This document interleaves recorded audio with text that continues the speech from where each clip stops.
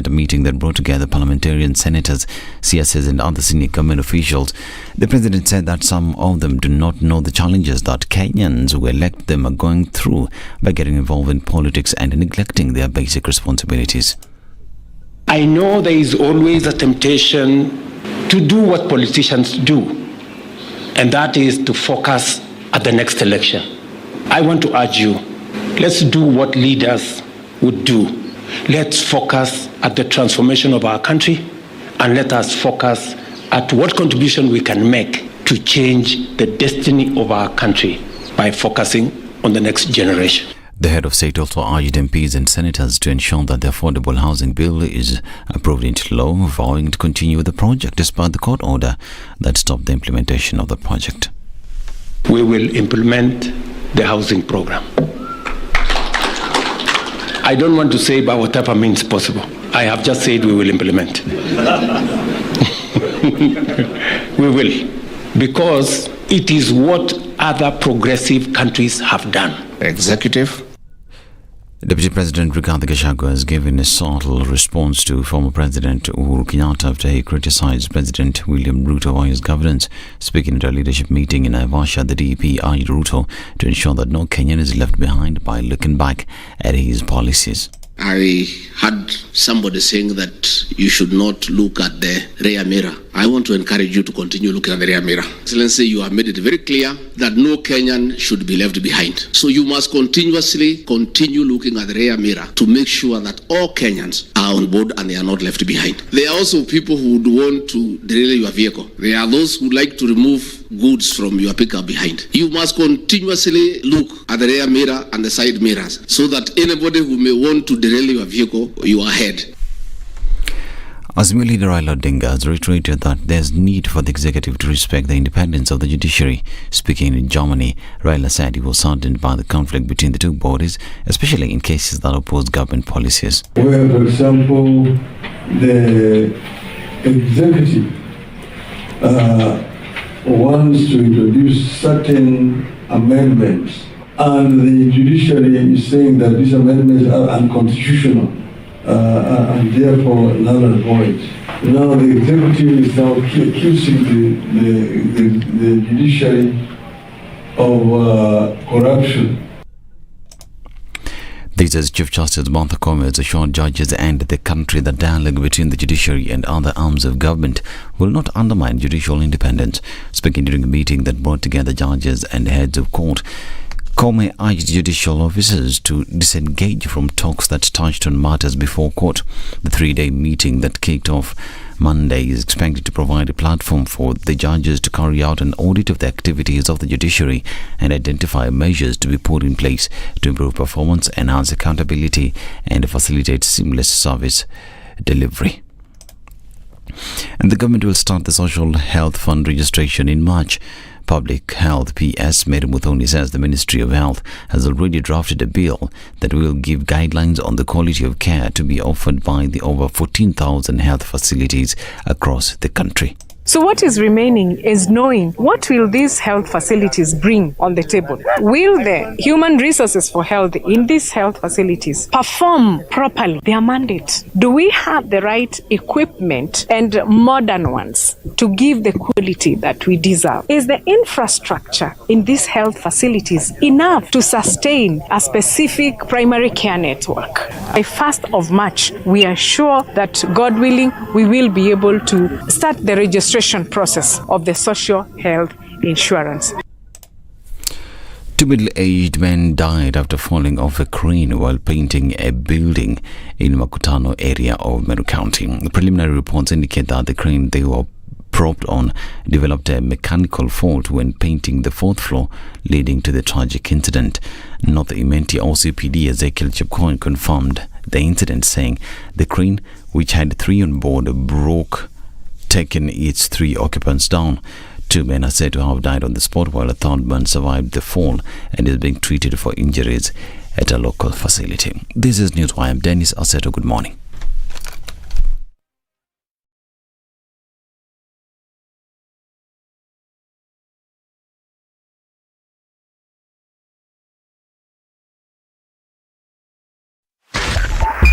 102.5 Spice FM, Kisumu.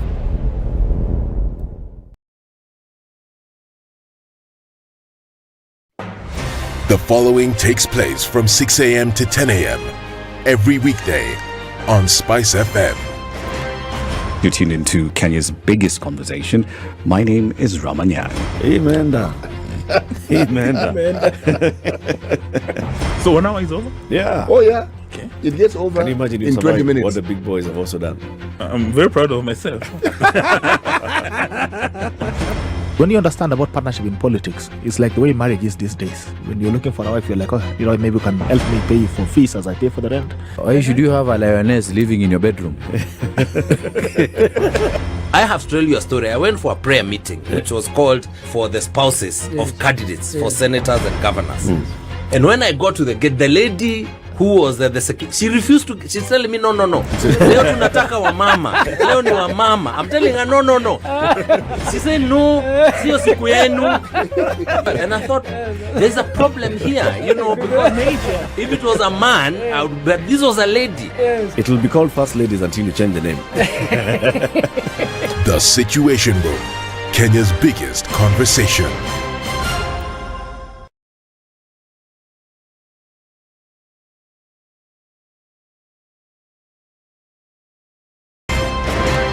If a lion shows you its teeth, it doesn't mean it likes you. It doesn't mean it likes you. It won't start. A liar calls as witness one who is either dead or far away. Say it in Kiswahili. Ben low, nin inte, yenin der, ayu markati kadikta. This character called liar. He has disturbed people. So when you tell him, who are your witnesses, he will take you to a place where it is difficult to verify. For someone like me who sweats a lot, I cannot survive there. Sweating is biblical. Good. And you must blame it on Adam, not me. Because Adam messed up and he was told, no, you. Good morning. Okay, what's happening with traffic this morning? Looking at some of it coming off the Thika Superhighway, it is not too much right now. We'll see that probably then clogging up as you get to the Pangani underpass. But I think you're good. It looks very good on Outer Ring as well. Coming into the Thika Superhighway on the other end of things, touching on Mombasa Road. Kangunda Road also looks good today. Getting into the CBD, I think we'll be fine here and there. As you're coming out of Westlands, it's absolutely all right. Temperatures are searing as we're getting into it, but let's see what happens as we get through Tuesday. SpiceFM KE on X, hashtag The Situation Room, as we keep things moving this morning.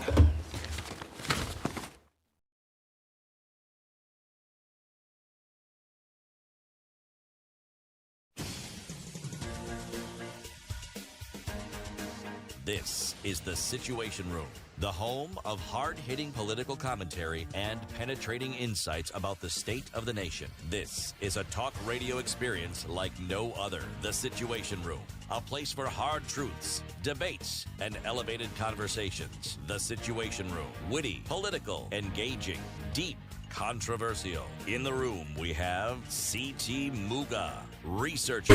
My friend, spread a little joy and liberty on the edge. Rejoice in your blessings, count them one by one. For all who have eyes to see the morning sun. Tomorrow's not promised, all is said and done. Spread some love today and honor one.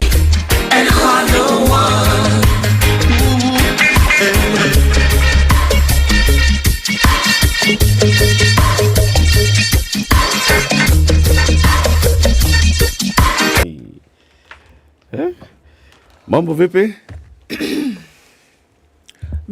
Poa sana. You have an English. Oh, sorry.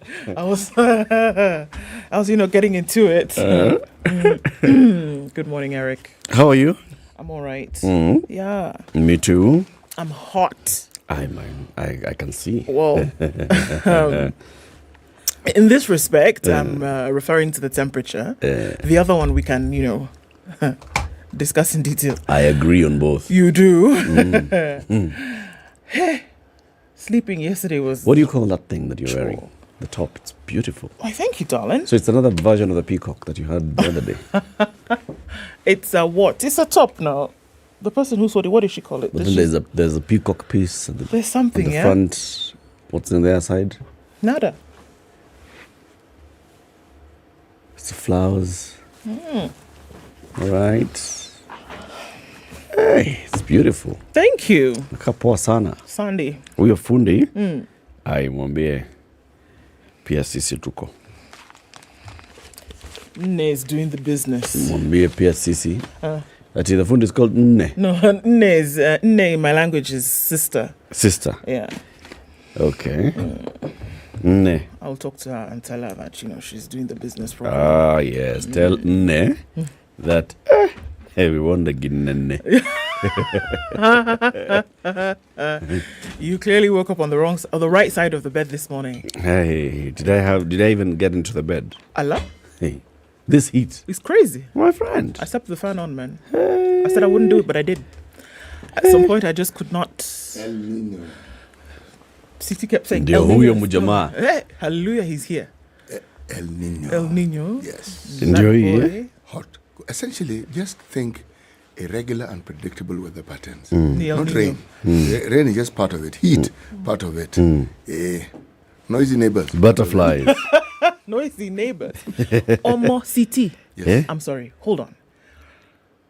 I saw a picture of your neighborhood. All right. In 2014. Side by side with a picture of your neighborhood in 2024. Mm-hmm. Oga. It's flying high, isn't it? It's not a small wala. It's rising high. The neighborhood is on the up and up. I had a friend who passed by to see me yesterday. And you know how most people never look up when they visit. Okay. He and I had been talking about some of the discussion we have here regarding ordinances, zoning, what have you. And saying, yeah, there's this 4-story building. I said, that was the ordinance then. But that one went to the dogs. So when I was seeing him out, I told him, just move out a little bit, look up. Mm-hmm. He opened his mouth. You know how it is, you give the power of vision to your mouth. Yep. Said, you mean behind your house there's all these things? I said, yes. So you're quite right. You actually can't recognize the neighborhood. What? As I say, the neighborhood is gone. There's no neighborhood, man. It may change. Yeah. I used to think that there was a disco somewhere nearby. Kumbe, when they have these high rises, people who live there like to play loud music. Yeah. Kumbe, it was my neighbors. And here I was thinking that a nightclub had opened nearby. But where is that club? Anyway, and how you do? Hey, man, it's good to How see you. you doing, City? It's hot, man. Remove the jacket. Surely. I'm feeling hot on your behalf. There's me. But you're honest, that's the stubborn him coming. Yeah. You people, when you think... I was just a umeva woolen hat on top of that. Na thermal vest. No, thermal vest javale. Oh, leo. Na leo sikuvaa thermal vest. Kuna siku there's some cool days. Today just unavaa tu ile vest kawaida. Yes, but the weather has been hot, my friend. I always wear a t-shirt. It's not a vest. Not a vest. Talk to you. Like your jacket is good, eh? Yeah, your jacket. Very good. Impia hii jacket. Umetoka kwa cupboard. Impia. I may unleash you to the show today. Back with a bang. Eh? Sorry, we are sorry. Back with a bang. This thing is actually cooler than it looks. Eh? Oh, nice. Yeah, it doesn't look really cool.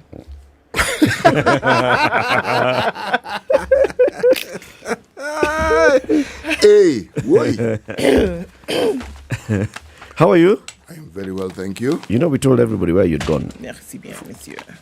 You know very well I will not listen to the show when I'm on leave, so you can say anything. But I'm back here, so tell me what you didn't say. Yeah? What we didn't say is the content of what you spoke about. But we told everybody that you were the keynote speaker at the men's conference. And what we like? There was a men's conference. Yeah. One of the things that they taught at the men's conference is deny. Don't discuss what you discuss at the men's conference. Never reveal your hand. Yeah. Keep your cards close to your chest. Thank The chest you. is yours. Yes. But how have you two been? We've been well. Yes. Eric has been fine. Yes, I've been told, by the way, by people who listen in. They said, they keep telling us that you're not in. I said, okay, it is the truth they have spoken. But an equal truth. I am now here. Very good. In person. Karibu sana. Sante. Karibu sana. Ednah, this thing is still doing that nonsense thing. The live stream. Look at CT where it's frozen. Ebu, capture that on the screen. Why is this person who has opened his mouth so wide in this thing? Look at the screen. What happened to you, CT? What happened? Frozen. Were you praying or what was it? Waiting for Benny Hinn, Bwana. You praying. You wait. You wait for Benny Hinn. When people who know how to pray properly come, then you go and pray also with them. There it is. There it is. But what I did, though, the thing that I consider to be of significant note, is I got a new notebook. Get out of town.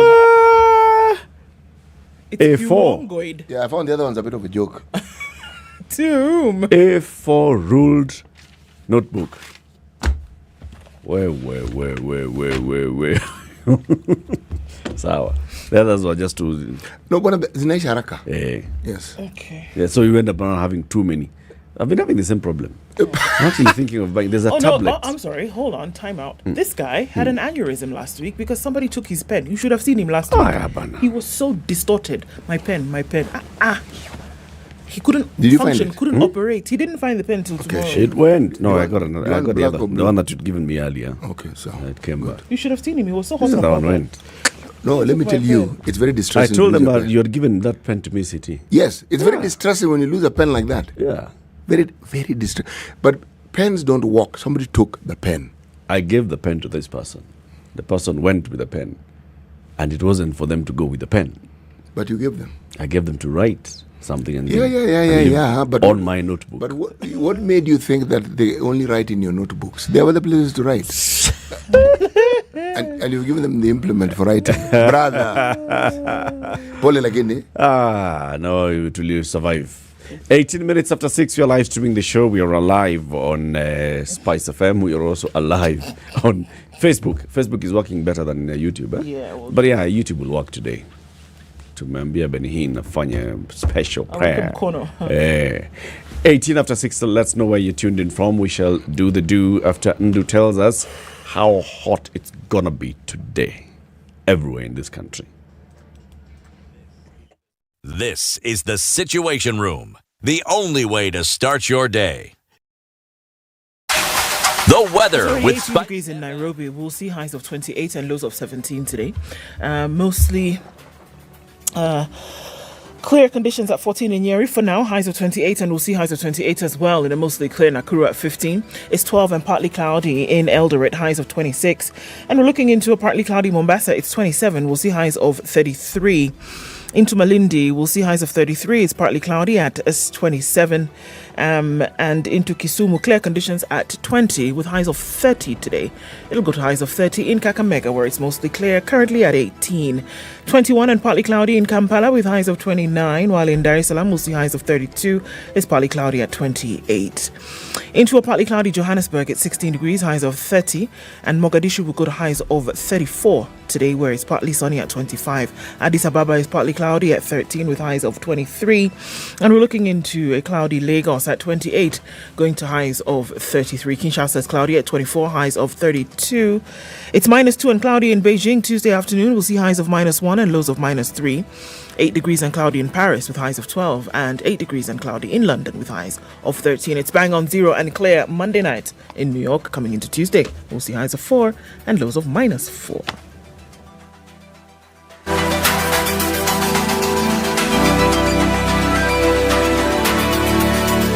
Mature, intelligent talk every morning. Spice up yourself.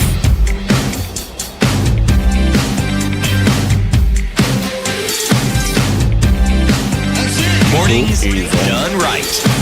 94.4.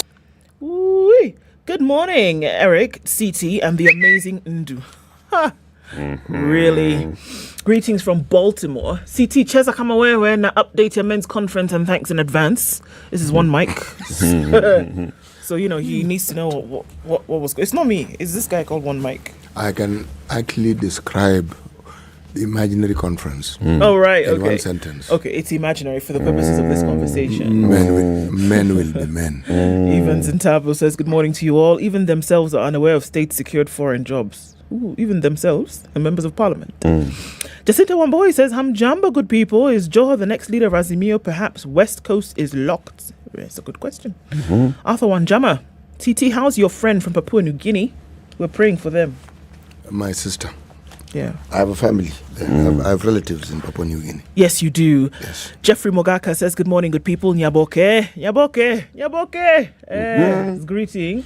Chris Adede says, good morning, Spice FM team. I'm tuned in from Utawala listening to The Situation Room. Joram Mambo is tuned in this morning and says, looking forward to a great show. Georgia Koff, good morning, my peeps. Now, Pendasana, greetings to Eric. Greetings, Eric. Greetings to CT. Greetings, CT. Greetings to Ndu without the H. Good. Hello, Ndu. Hello. Greetings to Ednah, and greetings to Diego. I'm always looking forward to your conversations, watching live from Miami in Florida. Jambo, Eric, and CT. Is that right? You want me to greet Eric and CT, then me who's doing the greeting will not greet me? No. It's not possible. So you are greeted first. No. He didn't mention my name. He didn't mention your name? No. Just look at the next Eric sentence. And CT. No, look at the next sentence. The fact I'm offended greatly. Look at the next sentence. There is no next sentence. Sawa. All right, fine. Nataka kulia. Sitaki kulia. Siliangi squeezy. My tears are over. I finished crying. That government is lovely. Oh, thank you, darling. Yes. In fact, if we were Eric's friends who have an Asian origin, they said it's lovely. I would have never guessed that's where you were going with that. Go on. Joe Mungai is tuned in. Desmond Ochi says, good morning. Uhanya Beach in Siaya County is locked. Chris Waweru says, good morning, everybody. Streaming live from Sydney. Ask CT how the men's conference is. He will tell us. Robert Mbogo says, good morning from Mombasa. Wiki Aarons is tuned in from the Arboretum. Right there. Kennedy Anyonya have a good people. Hi, good people. Nice to see you. Good morning, says R. Chamgay, my beautiful people. How do you answer Chamgay? You say Chamgay back? Chamgay, my beautiful people. Missing. Okay. Yes. From the beautiful hills of Saboti in Trans Nzoia. Kitale specifically. John Jokehato says, good morning, Team Noma. It's hot like fire. Indeed it is. Dr. Venvik, thank you, R. Says, good morning. Good morning. We're boiling here in Mombasa. Imagine those temperatures actually higher than what we reported. Noma. Michael Mwangi says, good morning. Ruth Morumbwa says, good morning from Michigan. Kennedy Wanjala is here. Samuel Mwanje. Agola Linda is very happy that CT is back. Edward Munil says, good morning. Another day to wake up and finya computer. All right. Onganyi Malala is also tuned in. King Dave is also here. Kadrango Pere, he says, your hat is dope, CT. Dope. Yani ile dope. Tibbs Muga says, good morning. The weather is as hot as it is. I would recommend a basin of water and a fan to then blow the evaporated air towards you. So there's an option for you. Science. Yes. All right, really quickly. Azaria says, good morning. Relatives' passport still an issue. Pierre Wanjohi says, good morning. Kelvin Kaburu. Ruto Mengwa says, you are not telling us with the hotness. What are you not telling us with the hotness? Of who? What are you saying? Anthony Nyanga is tuned in, as well as Anthony Kamal. Good to have all of you guys in the room. Good morning and karibu sana. Good morning. So, City, we are in Ghana this week. We are. We are. Okay. Whose currency inajulikana kama, meaning it is known as Cindy. CD. Cindy. No, Cindy is what they call CT. And this currency is not called CT. It is called CD. Okay. All right? Okay, proverb. 2 men in a burning house must not stop to argue. Yeah. 2 men in a burning house must not stop to argue. Yes, it's burning. Get out of the house, then you can carry on. If you so wish. All right. Headlines. On the front page of the Standard this morning, Ryla AU job bid splits as Emil principles. Really? Does it now? Yeah. Leaders say the least ODM Supremo should have done is to inform them of the deals he was cutting with the president as a sign of respect and good behavior. Oh, for goodness sake. Well, here we go. We'll give you the details of that later, but, sit and stew on that for a minute. Cabinet face-off as ministers rate time in office. This was fun. President William Ruto is expected to outline his second-year vision after cabinet secretaries presented their key milestones while making pledges for the coming year. Shh. How state plans to raid your pockets again to fund a 4.2 trillion shilling budget. So get ready, sleeves up, let's see.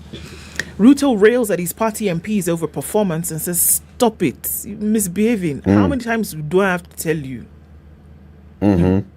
Race against time to finish Kiptum House. In order to bury him, his house must be completed. Taxes. KRA trains gun on the diaspora. Okay, that's on the Standard. On the front page of The Nation this morning, death traps in schools. I shudder to even read this headline. But okay. Families of these children, and the pictures are there, who died in schools under unclear circumstances, are demanding answers for the tragedies. More alarming is the congestion in learning institutions. One primary school in Mweki has 5,000 pupils crammed in an area the size of a football pitch. That some teachers warn is a disaster waiting to happen. It has already happened. The increased enrollment without sufficient expansion of facilities is a ticking time bomb. If that doesn't scare you, I don't know what will. Public debt surges past 11 trillion shillings. Kenya's public debt shot up by 1.93 trillion in the year ended December 2023, increasing the total loans to 11.14 trillion. Kenya Power billed Kenyans an extra 70 billion shillings. Legally or otherwise? That's a question. There's a story here about euthanasia in the Healthy Nation. Why I want doctors to end my life. Yikes.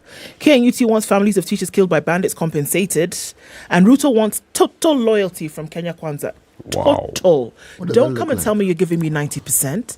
Don't come and tell me I like you as much as you like me. No, you must align yourself with me 100%. If it's loyalty not 100%, has got to be 100%. Loyalty being loyalty is 100%. Yeah. If it's not 100%, then you're not loyal. Then you're just not loyal. Exactly.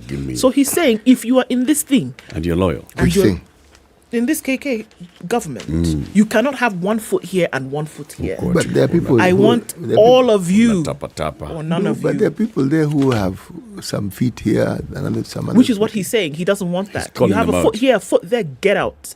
Or you put both feet in the thing, feet in the thing, and stay with me. At regularizing this whole thing, there was even the attempt for people to disband their parties so that you can now enter this one feet first. Yes. That hasn't quite worked 100%, has it? Which is why now he's coming to say, you guys have been dithering with this thing. Decide. If you're with me, you're with me. If not, do what? Let me know. This should be fun. Let's wait and see. Let's wait and see what happens over the next couple of days. But that's what I've got. Business Daily. How regulator inflated power prices by 70 billion shillings in 5 years. Consumers paid an extra 70.35 billion in exaggerated power bills in the 5 years to February last year, after the Energy and Petroleum Regulatory Authority added illegal charges on their monthly fuel surcharge. Okay. An analysis by the Business Daily, the Electricity Consumer Society of Kenya, and an Auditor General's report revealed that consumers have been overcharged by as much as 4 shillings and 4 cents per unit monthly between 2018 to date. The monthly surcharge is based on a formula set and approved by the energy regulator to compensate for fuel-driven power generators. But EPRA has ignored the formula, leading to the exaggerated bills.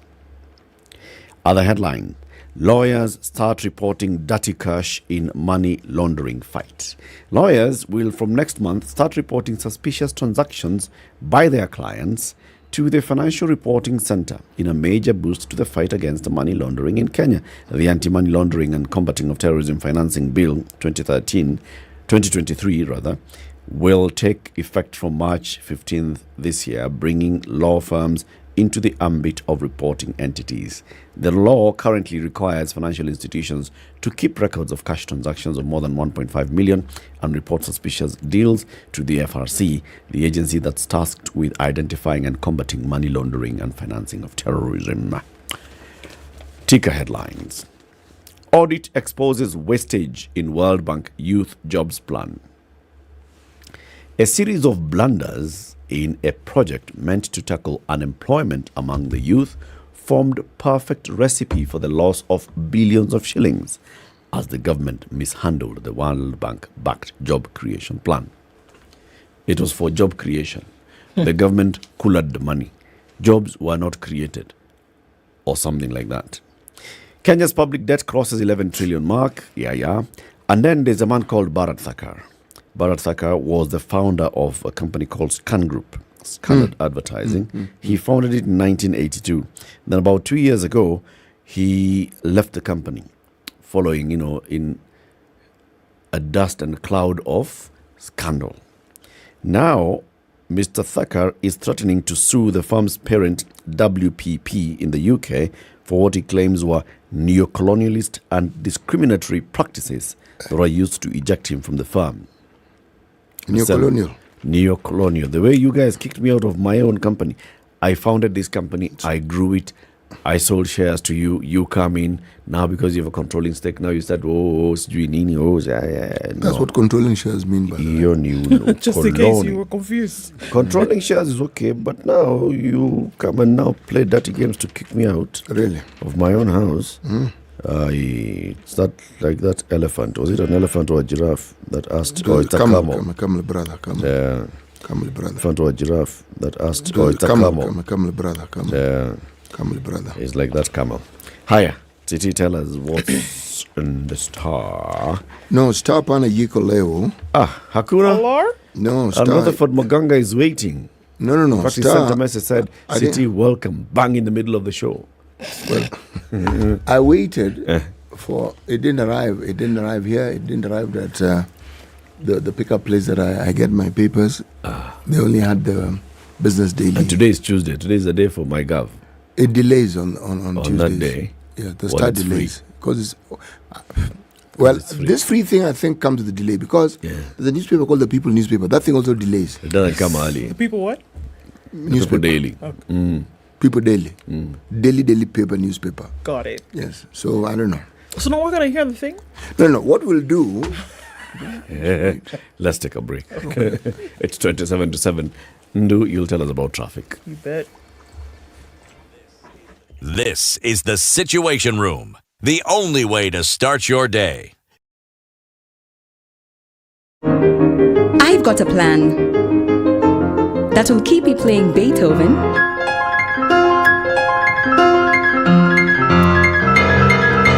until I'm 100.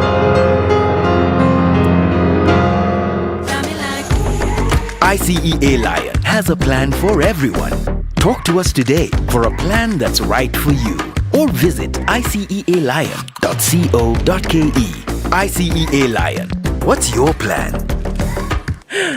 Starting to build up in parts of the city this morning, a little bit of it on the Thika Superhighway. You'll find that jam at the underpass heading out into the city. Whatever is going on Kangunda Road is not fun because there's this mashup of traffic trying to join Outer Ring. Not sure if we're coming or going. There, it's a buzz. All right, as you're coming off Manyanja Road, you're going to cross over through towards Outer Ring and then touch on Jogo Road without an issue at all. Coming off of Cabanas, then towards North Airport Road and then through towards the Eastern Bypass. That's also looking pretty good right about now. On Uhuru Highway, through to the city, as they would say, Kaende Kae. There, you're looking good getting through to the CBD out towards Westlands and also coming off of Waiaki Way. Through to the city as well, looks good. Magadi Road was an absolute mess yesterday and it looks like we're going to see a little bit more of that this morning. Coming past Multimedia University all the way through to the junction at the Galleria and then out towards Langata Road. Let's keep an eye on this and see what's going on here. Gong Road is also starting to look busy this morning. into traffic hour. We'll see how this all develops. But for now, it's looking good. Let's talk on SpiceFM. KE on X, hashtag The Situation Room.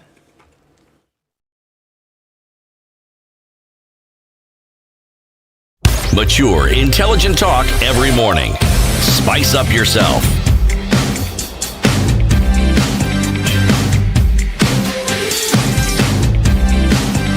Mornings done right. 94.4. Okay, so death traps in schools. This doesn't look good. Let's take our minds back a little bit. About 5 years ago, almost 5 years ago now. Yes. Remember the school where the building collapsed? You remember that? Which one? In Dagoretti North. Precious talent. Precious talent. Yes. Remember? Okay. Now, that did not stop the things that we had seen that caused that particular collapse. The report that was supposed to be out that year, October 31st, well, the best of our knowledge, was not made public in terms of how things were looking around schools. This has reared its ugly head again, whereby we're looking at disasters in the waiting. Look at these children. Name them. Joy Kahanya, Tumutumu Girls' School in Nyeri. She died. Liam Kipruto, Goodrich International School in Machakos. Last week, he died when the bus hit him. Emmanuel Kirimi, Kilungu Boys Secondary School in Makueni. Angela Njoki, Lily Academy in Nairobi. Brian Gori, Riokindo Secondary School in Kisii. Safety standard manuals, as is called out, classrooms should accommodate a maximum of 40 learners. How big a classroom? Right. So this now in So the terms standard size of a classroom, as recommended by government, should hold how many students? 40. 40. Maximum. All right. 40. Okay. Maximum. Okay. Sharing of beds is prohibited. Hence, admissions linked to bed capacity. That's what it's actually linked to. Prohibited where? Sorry? Was it prohibited? In the country of In Kenya. the country of Kenya. In boarding schools? Yes. Sharing of beds. So according to them, the admission is linked to the bed capacity. So once it stops, that means we just don't have enough. N'est-ce pas? In dormitories, the space between the beds should be at least 1.2 meters. So from here, the next bed should be here. Okay, at the end of this DJ thingy mud bob. Corridors should be no less than 2 meters. So we're looking at this. That's the span of corridors. This is a good size. Cindy, all doorways should be at least 5 feet wide, at least. Each dormitory should have a door at both ends. So you can't go in and then that's the point of, what's that thing called? Exit. You have to have one here and at the end of the hallway, there must be another. Yes. So at least 4 pit latrines for every at least 4 pit latrines for every 30 learners. So if you're going to have the normal lavatories, then obviously we're looking at 4 for every 30. So split amongst yourself, so 6 per or 7 per kind of thing. All right. However, we're looking at a situation whereby we're being told that there are death traps in schools, as though the education system did not have anything to worry about. Here we are looking at lack of space and facilities being an issue. Over-enrollment in a number of public schools has stretched basic facilities at the institutions to the limit, exposing learners to risks that have at times resulted in fatalities. A survey across the country shows many schools have flouted the Ministry of Education's health and safety guidelines due to a shocking lack of checks by its Quality and Assurance Department. Classrooms and dormitories are congested, while inadequate sanitation facilities pose health risks, with the issue of prevalence. With the issue prevalent in low-income settlements in urban areas. Some classes seen by the nation have 200 learners. Remember what we said the number was? 40. Well above the recommended 40 by the United Nations Education and Scientific Cultural Organization, UNESCO. This is compromising learning. Cases of indiscipline may also arise because it is difficult to manage many students with inadequate staff. During breaks, learners are forced to queue at the few washroom facilities available, while some boarders go for days without bathing. Mwihoko Road that leads to Kimbo from Githurai is ever busy with vehicular and human traffic. Mwiki Road branches off and it leads to Mwiki Primary School, tucked between residents and commercial buildings in the expansive Githurai area. When classes are on, its unassuming facade hides the over 5,000 pupils crammed in its 1 acre compound. 5,000 in 1 acre. Yep. Right. However, at break time or at the end of the school day, the learners pour forth in a shock of orange sweaters and grey tunics. The voices of thousands of excited children assail the neighborhood in a steady din, like the roar of an ocean. Wow, this is poetic. All right. The school made national news in 2021 as learning resumed after the COVID-19 lockdown. And the Ministry of Education came up with guidelines to contain the spread of the virus. However, social distancing was one of the measures that proved impossible at this school due to congestion. The little space in the middle of the storied blocks can hardly be described as a playground, and only a few learners can use it at a time. I mean, it goes on and on and on to describe this in terms of what the case should be. It's crazy. That school, actually, Mwiki Primary? Yes. I remember there's somebody who came to me and he was raising concern about it and raising funds, because that school, as you look at it, 5,000 pupils. The pit latrines are, I think, 3 for boys and something like that for girls. So the issue of just sanitation in that school, there are pit latrines, they are poorly done, they are not expanded. So there was a project to expand the pit latrines, but still, you can imagine how many pit latrines you need to cater for 5,000 boys and girls. 5,000? 5,000. 5,000. In 1 acre. This 1 acre, this is a government school? It is. How did it end up with 1 acre? Question. Because schools are not usually domiciled in that size of a property. No. Land designated for school learning, even with private developments now, it's not 1 acre. No, it's more. So, and this school is not, it wasn't built last year. It wasn't. So what happened to the land that it actually owned? Because it probably owned more land than the 1 acre it now has. So where are the playgrounds? Oh my God. There's nothing. It's just a little spot, a little square in the middle. As you're talking about this, I was recalling when it is that the primary schools in this country started getting overfilled to capacity. It was when we actually got the free education we'd been talking about in the Kibaki area.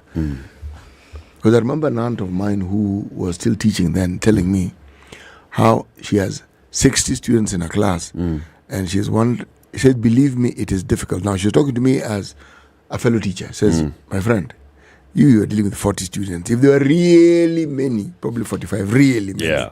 Said, us, 60 some classes have 80. And it's normal. And there's no assistant teacher. No. So I asked, okay, now tell me, desks. He said, there's no moving space. In fact, the desks are stacked next to each other. There's just room for you to sit. So I said, how do people live? He said, it's a marvel. Everything in the school, you're talking about an old government school, but this one had a lot of compound. Every facility was intended for a maximum of 40 students. Every. Yeah. Now, you double it in that period of that. That was God knows how many a decade and God knows when. Now. Imagine. There has been, well, you could say that, yeah, because of CDF, you've seen building of classrooms, building of this and the other, but it's not enough. No. And I think it's about time that this becomes a conversation. We've been raising it here a number of times. How many, for example, new public schools have you seen coming up in Nairobi? New public schools. In the time that you've been aware, let's not get too historical. How many? How many new public schools? If the population of Nairobi has been increasing by 1 million, how many public schools are there to cater for this growing population? That means congestion. How many public schools do you know that have come up in your neighborhood or in your constituency? Just think about it. Apart from just increasing, CDF has built 1 or 2 classrooms. CDF has roofed the classes. CDF has walled the classes, has put windows, has put doors, has put a floor. Apart from that, how many, like a brand new school, like what the late Ken Okoh did? Yeah. Let's build a school. How many have come up? We stopped doing that a long time ago. Yes, we did. And we know that we are giving birth to 1 million children every year. Is that not the reason why, for instance, the story of Ken Okoth becomes such a big saga? Yeah. Because it's unique. That should be the norm, not the exception. Yeah. And it should just be coming from the national government directly, not even at your national government or through CDF.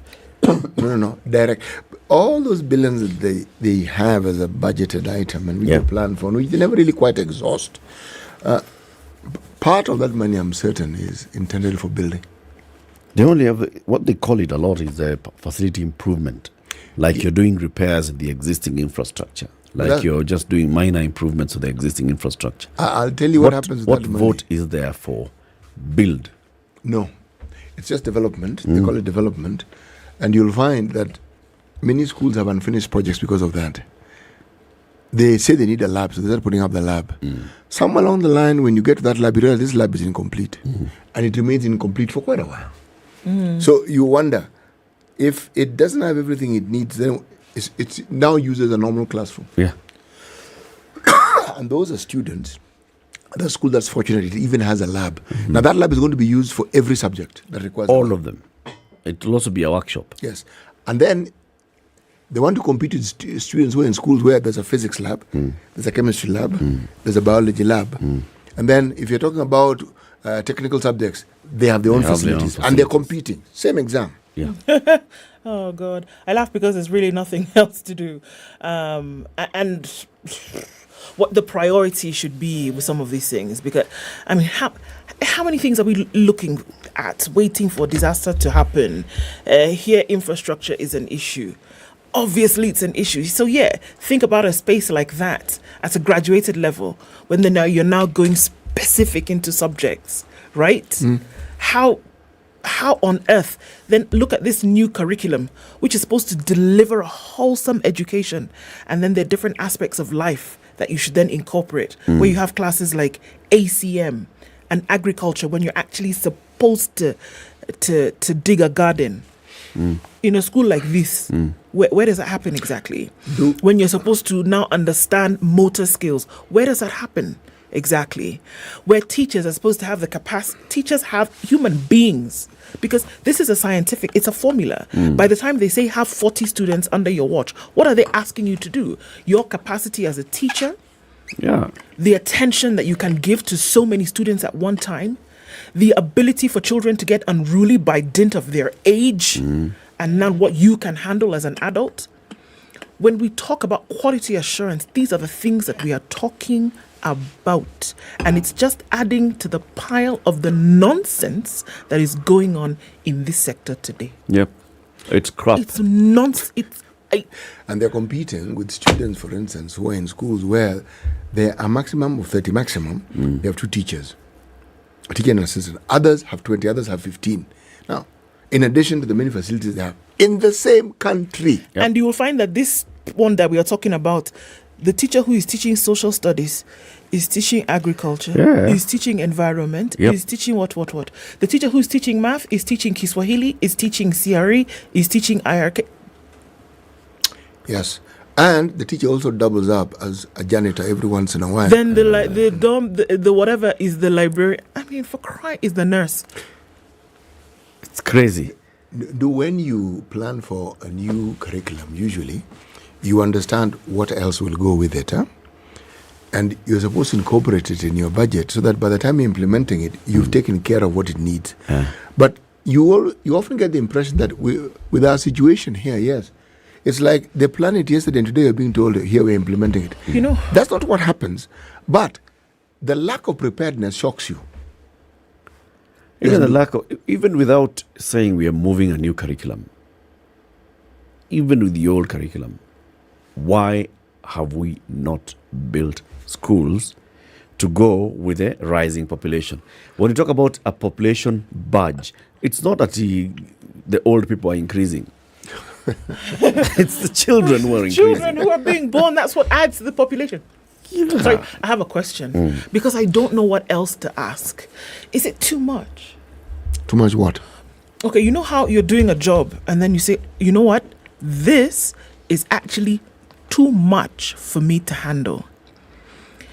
Are the demands of education in Kenya today too much to handle? Too much for whom? The people who are supposed to handle it. No, is it too much? It's a cartel. How can it be too much? So because it's I not don't too understand. much. Okay. There's a systemic and deliberate push to privatize education in this country. That's the bottom line. Haven't you seen it? It started in the 90s. That's the bottom line. The lack of proper investment in schools. By government. Teachers. This is the time we're saying, can we hire 35,000 teachers being hired in a year is historic. It's never happened in the And have you seen, and have you seen them actually being employed? No, they've not been employed. Come on. They've not been employed. I think they have been employed. I think they've been deployed, but they're just a dot in the ocean. That's why you don't even feel them, because one teacher is being deployed to a school. 35, there are how many? 40,000 schools. Come on. One teacher goes to a school and says, I'm here. They said, I'm here to teach math. They said, okay, very good. As you are here. You're a JS teacher. So, on a degree. Kuja. Alifanya KCP hapa Kenya na KCS hapa. Ulisoma hizi vitu? Umeshafika. Bora umefika. It's a very deliberate push, and that's why you see there's little or no investment in proper schools. And then there's a push towards let's go private. The private sector is thriving. Why? Some of those investors, early investors in the private education sector, were senior officials in the Ministry of Education. Actually, if you trace some of these older schools, the private ones that are known, that is precisely it. They were educators. Yeah. And they looked and they realized gap iko hapa. You see, this whole caboodle has been inversed. There was a time when private schools were really very few. And the ones which were there were these ones on top of some shops in the middle of town mostly, okay? But now this is not the case. The serious investment in education, whether it is this group of schools and the other groups of schools, they keep popping up. You're right, Eric. The private sector is here with us to stay. And the government doesn't mind. And the government has been pushing us toward that angle. So the senior government officials are meeting in Naivasha for a retreat, right? Cabinet, principal secretaries, directors, and members of the KK coalition. This retreat thing, it's a culture thing in this country. What is it for? To take stock and to strategize. Take It's a huddle. stock of where you are and then strategize on going forward. So what do we need to go to achieve the next level? It's team building. It's something like that. It's inclusive of team building. It's like strategy meetings for 100 and 300 people. Yeah.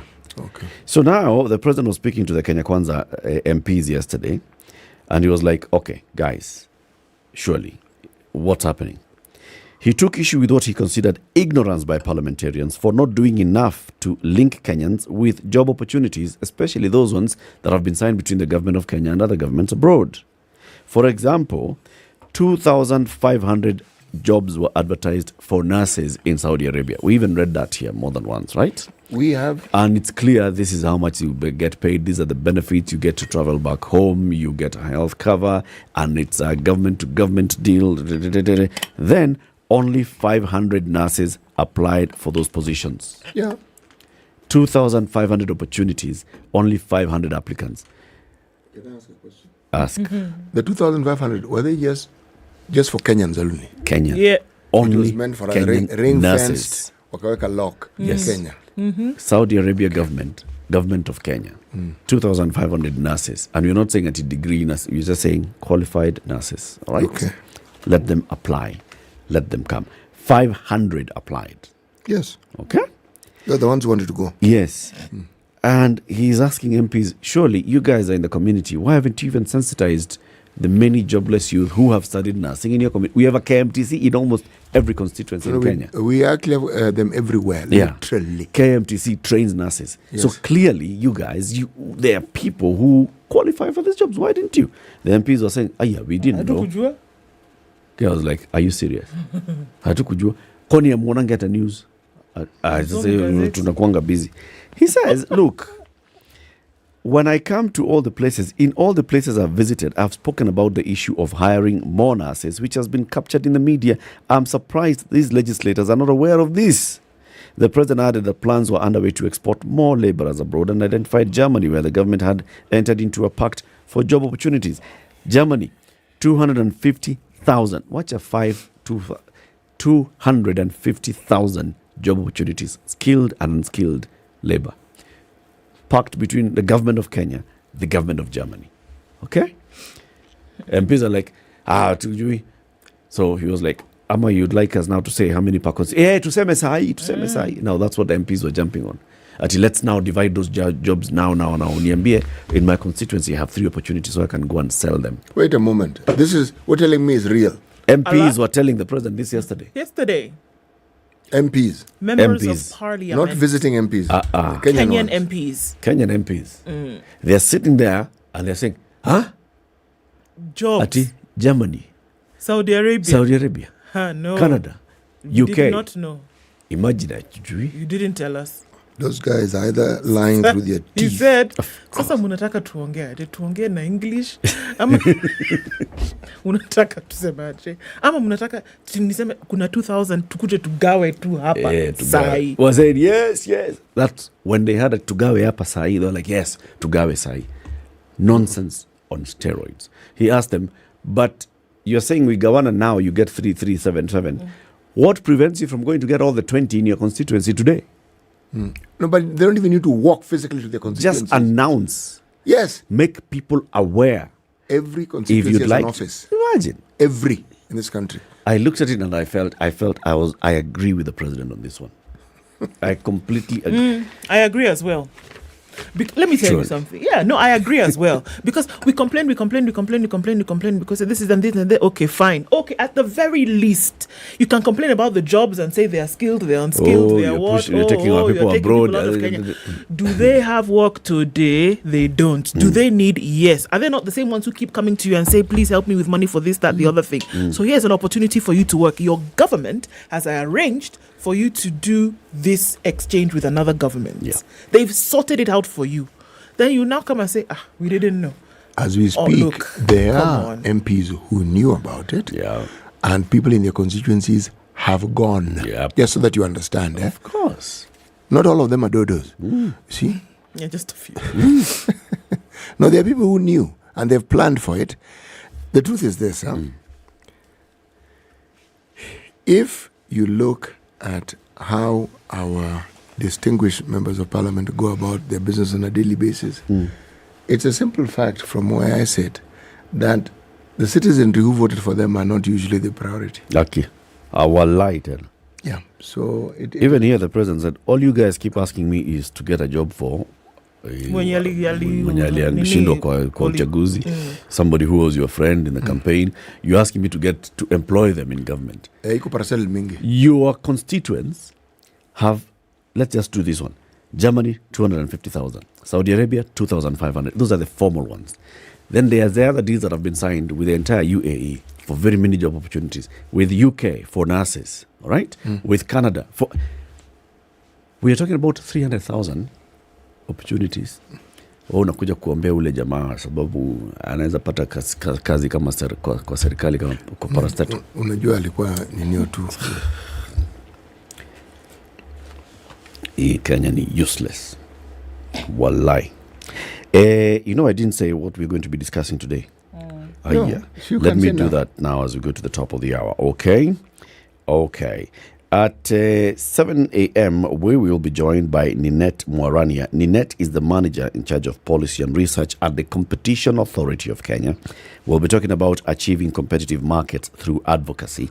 So she's in charge of this department that deals with policy, research, advocacy, and she'll be telling us, so what is it? We know the Competition Authority when they crack the whip, but how else do they work to make sure that people know that what they're supposed to do to comply? So she does the softer side of things. How do we comply without necessarily coming to you when you've already flouted the regulation and we need to penalize you for it? How do we help you to comply? 7 a.m., that's a conversation. 8 o'clock, the eCitizen platform. Is it safe? Is it not? The person who designed it, the founder of eCitizen, who's currently the CEO of Webmasters Kenya Limited, James Ayugi, joins us at 8. He'll tell us how he created this thing. Na mbona ina crash watu wakianza kulipa pesa. Kwanza ukienda game park. Na crash sana. Na crash hapo game park. Ukienda ku transfer gari na crash. Na kwa KRA i crash. No. How convenient. Hayo KRA haiwezi crash. No date has crashed.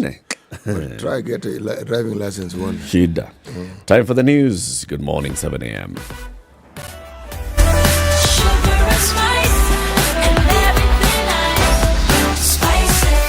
Spice up your life.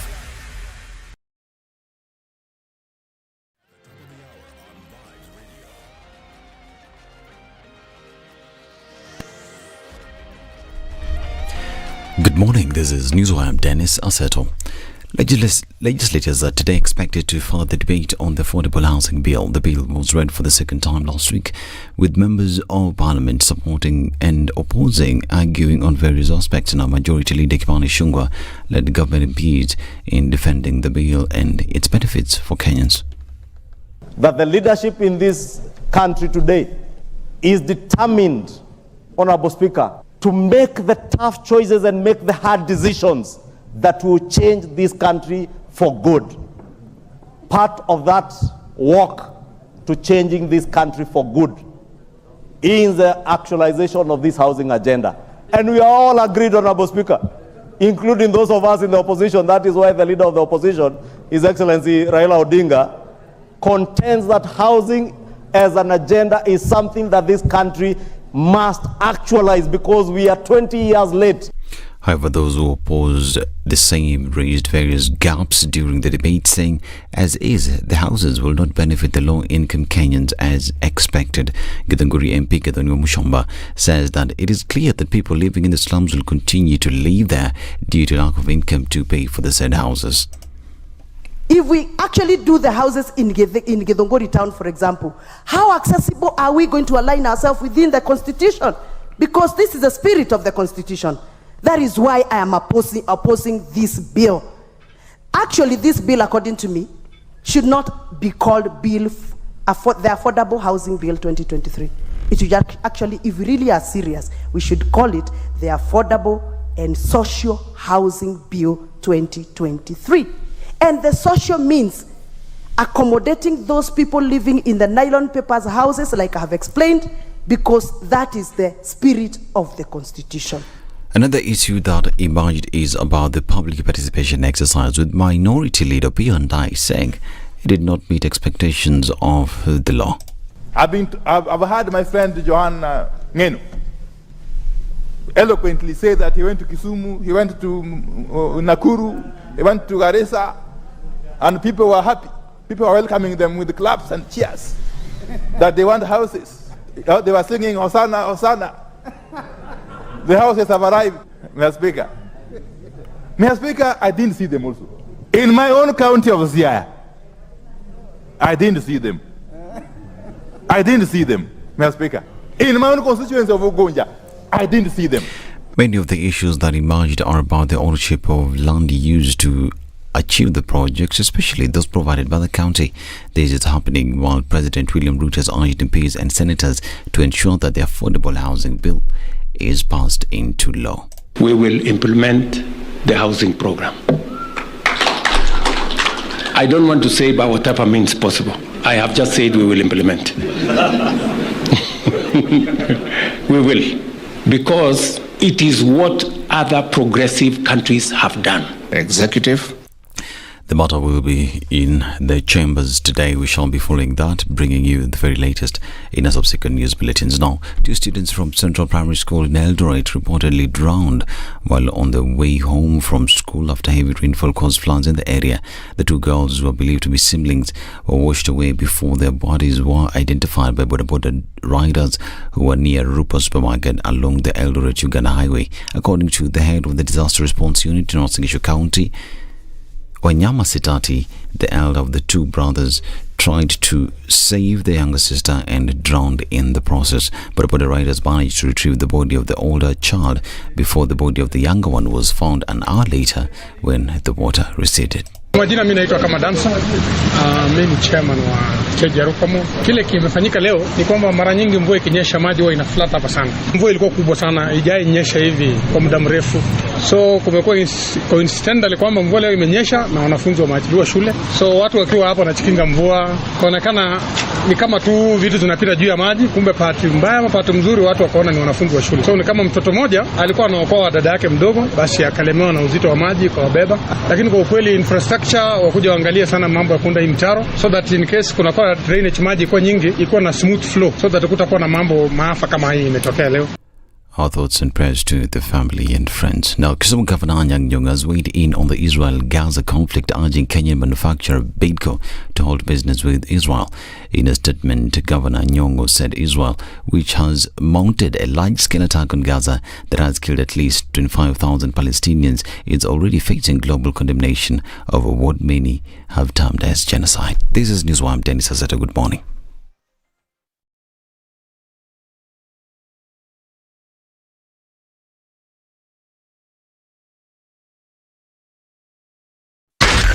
SpiceFM, Nakuru. Okay, so coming through after 7 o'clock, traffic is quite something. Let's take a look at the Thika Superhighway as you're coming in from Garden City Mall. It's heavy.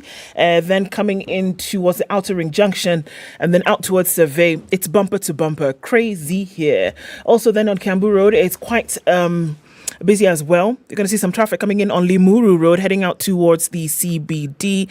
A little bit of it touching on Wangari Maathai. Are you coming off Waiaki Way? Then as you do, there's some traffic coming in. Spring Valley looks pretty good now. Lower Kabete and all this business coming in through towards Parklands. So you're fine there. Your Jogo Road is looking okay for now. Langata Road is also fine through to the city as well as it is on the southern bypass. Cabanas, however, going towards North Airport Road is starting to pile up. Coming towards Embakasi at the junction and then out towards the eastern bypass. That's what it looks like for traffic right about now. We're not yet in traffic hour, but we'll have a look, see what it happens to look like later. Let's talk on SpiceFM KE on X, hashtag TheSituationRoom.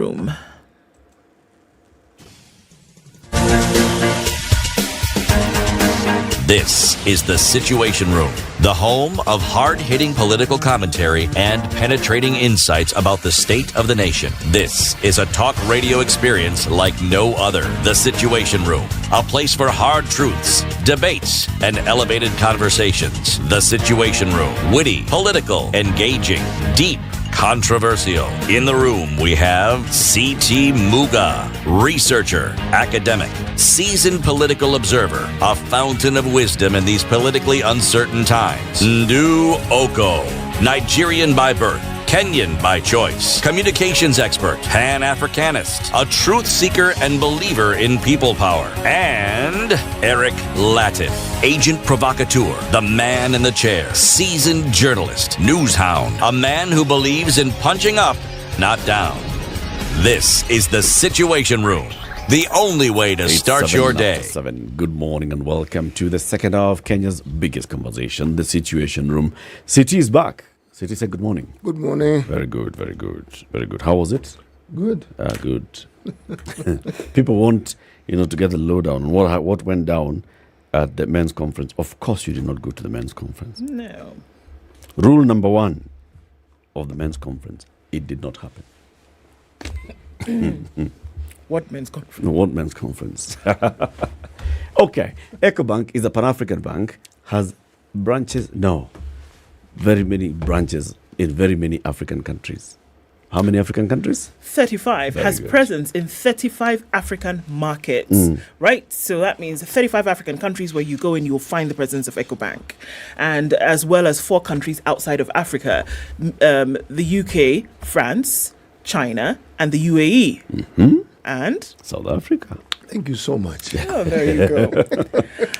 So what does this mean? That you can plug in, so long as you've plugged in and you move to another country, you can actually find yourself not having to shut down anything, but just carry on from where you left off. EcoBank guarantees that your transactions continuously are seamless and that the bills that you pay, the things that you do with your account, it doesn't matter where you are, you can carry on with that because you're on this one platform.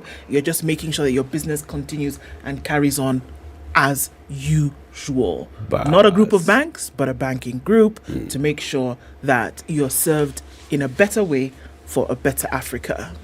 Well, let's talk about the plan, all right? What's your plan? So it appears like everybody else has a plan apart from you. When you look around, you're like, these guys are so sorted. People appear like, they're sorted in their life. They've got their things all ducks in a row. They just move. Looked at the future. They've sorted the future out. Yeah.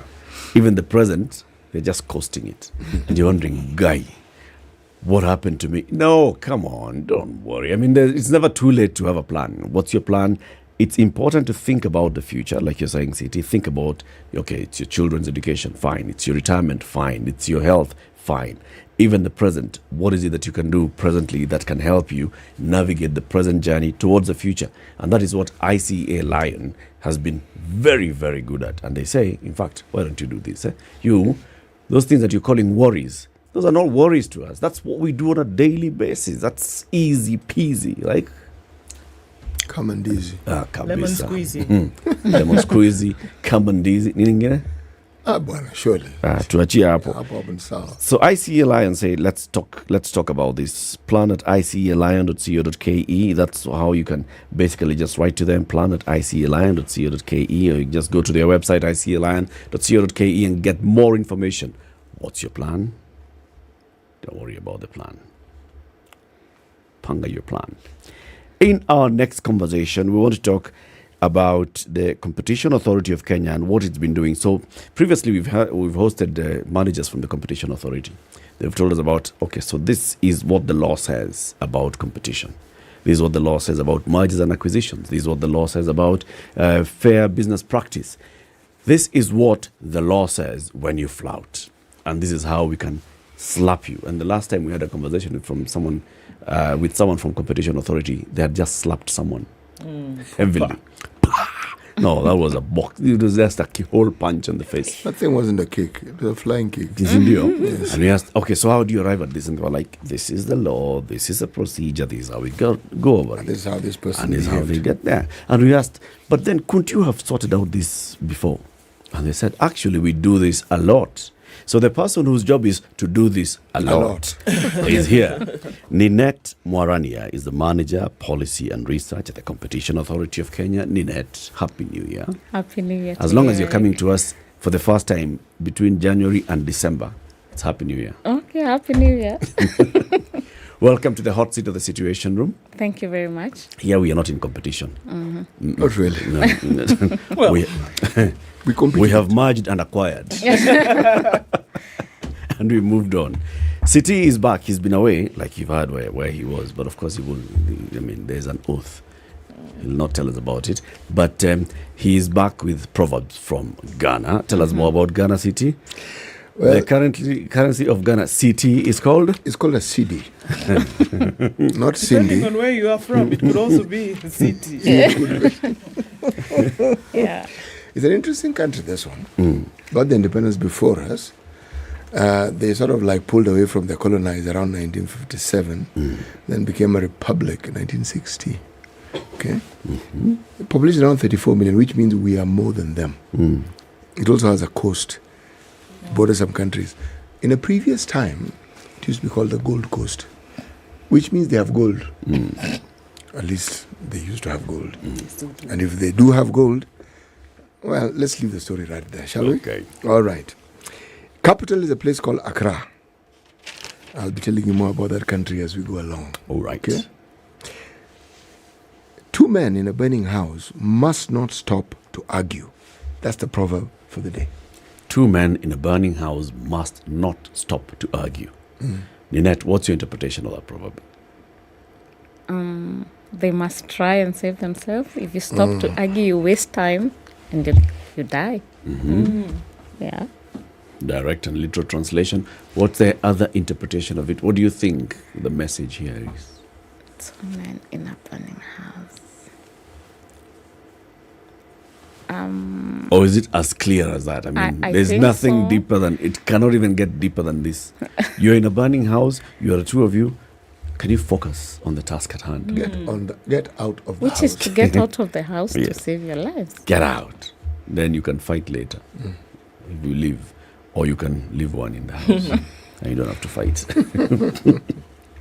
Karibu sana. Asante. Tell us about this department of yours, policy and research at the Competition Authority. Yes, so the department is in charge of supporting the authority to conduct research. So we already know the functions of the authority, which is to advise the government on matters of competition and consumer protection, which is to regulate the structure of the market through enforcement of restrictive trade practices, and of course the structure of the market, which is through merger control.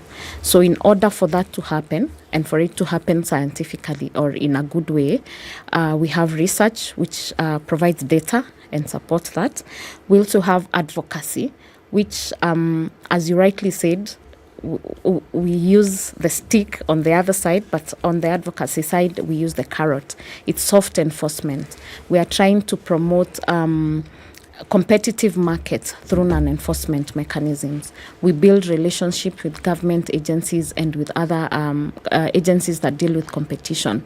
We also train, or we try to instill the importance of competition in the market. And we also try to identify and remove anti-competitive clauses in the policies and legislations that are being passed. So basically, we are appealing to your behavioral side to change how you're doing your business. Yeah. Starting from the policy side.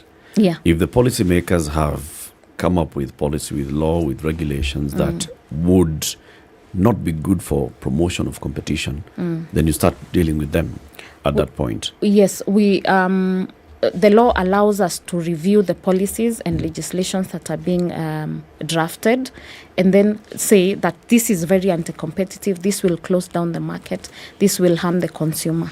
So we do that. We provide advisory opinions either to the through the National Treasury, of course, to Parliament and to whoever else is developing policies, so that then they are able to change and create pro-competitive policies. Can you give us an example of one where... So, for example, in the tea sector, I think 2 or 3 years ago, there were regulations that were being developed. Those regulations would have caused a foreclosure. They would have reduced competition in the tea sector. So we did some background research, we looked at the policies, and we advised that the government should consider opening up the market to other players. And another example is in 2016, there was an investor who wanted to come into the tea market, okay? So they wanted to bring in specialty tea, purple tea. You've heard about purple tea. So the regulations then of the Tea Board of Kenya was that a new investor has to be allowed in by the incumbent. Incumbent here being the people already playing. So that's already conflicting. And of course they would not allow it because it would bring, it would lower their businesses. So he came to the authority, and we gave an advice to the Tea Board of Kenya that this is a contestable market, and they needed to allow or to let in new investment. And following from that, of course, the investor Nyeri tea Industries at that time was able to bring in about 62 million worth of investment. People were employed. New brands of tea were in the market, so consumer had choice. So that's a good example. Okay. So essentially what we are looking at here is that competition, by virtue of definition, means that people are, or organizations, companies, businesses, essentially in a space whereby they will compete. But the authority it's like any sport. You can compete against each other, but there are rules, essentially, that you would need to follow. As somebody is entering into the market, are they aware of what these rules are? You know, you start a football match and then you toss the coin, and then this one says heads or tails. Will you kick off, or what will happen? Before they do this, are they aware? How do you make them then aware of the rules? Because then one would assume that if you're aware that you can or cannot do this, then the likelihood of you doing it later then is reduced. Yes, so we ensure that we create awareness on the importance of competition. We have various ways we do that. One of them is capacity building. So every year we have a session where we call our stakeholders, including lawyers, including business people, and teach them about competition. Not really teaching, but sensitize them about competition and why it's important, why it's important for you to comply. We also have other programs like special compliance programs where individual businesses call us and ask them to support us to support them in developing programs that will ensure that they're in line with competition. So we do that. The other thing is that we have a lot of publications that go out telling people what is competition, what should you do to ensure you're complying, what will happen if you do not comply. Yeah. So there's a lot of that, and we also have guidelines. We have developed various guidelines that create predictability and transparency in how we interpret the law. So by the time you're filing a merger case, you probably have looked at our website or other documents that we have published and seen how this case was determined. So you already have an idea how it will go. Yeah. So and finally, we also publish our decisions. Once a decision has been made, we publish it on our website for publicity. Capacity building. There are various cadres of people who are your stakeholders. Yeah. So I hear you bring in the professionals, lawyers, right? You'll bring in maybe other professionals, accountants and all. But how do you reach out to a wider audience, wider public? Somebody is just seeking to open up a shop. And they've seen this guy is running a shop and it's doing very well, and they want to open a similar shop, but then they just do not know when at what point they are running afoul with the law and what. How do you reach out to more people apart from these professional entities, or are you elitist like that? No, we are not elitist like that. We go until the bottom. So we've also partnered with counties. We have county sensitization forums where we go to where we are aiming to go to the 47 counties to talk to them, to the both county executives and of course even the mwananchi on the ground there, to sensitize them about competition. I also talked about publications that we do, and that are really everywhere. We also have social media platforms where we bring out the information on competition. Yeah, so we are not elitist. We talk to everybody. We partner with government agencies. Even when they have events, we chip in and talk about competition. Are there any fields of endeavor where the competition authority does not feature? Let me explain what I mean. You've talked about the tea industry. What about the building industry, for instance? Are you also involved within the building industry? Yes, we are. Just recently, in 2021-22, we had some investigation there in the paint sector.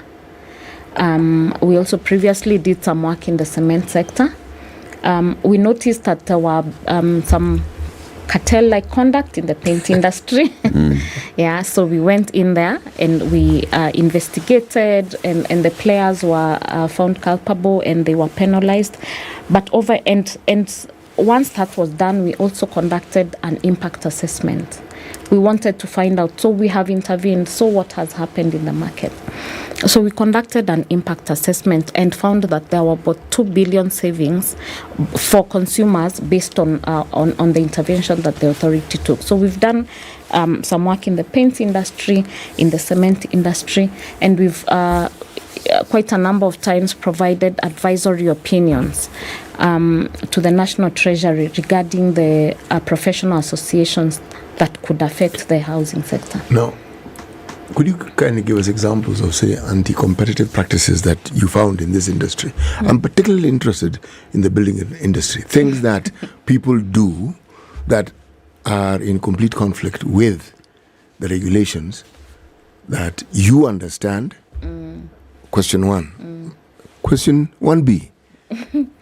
When you found the issues that arose or the flaunting of these competition regulations, what was it about? Was it ignorance? Was it just impunity? What do you find is a common?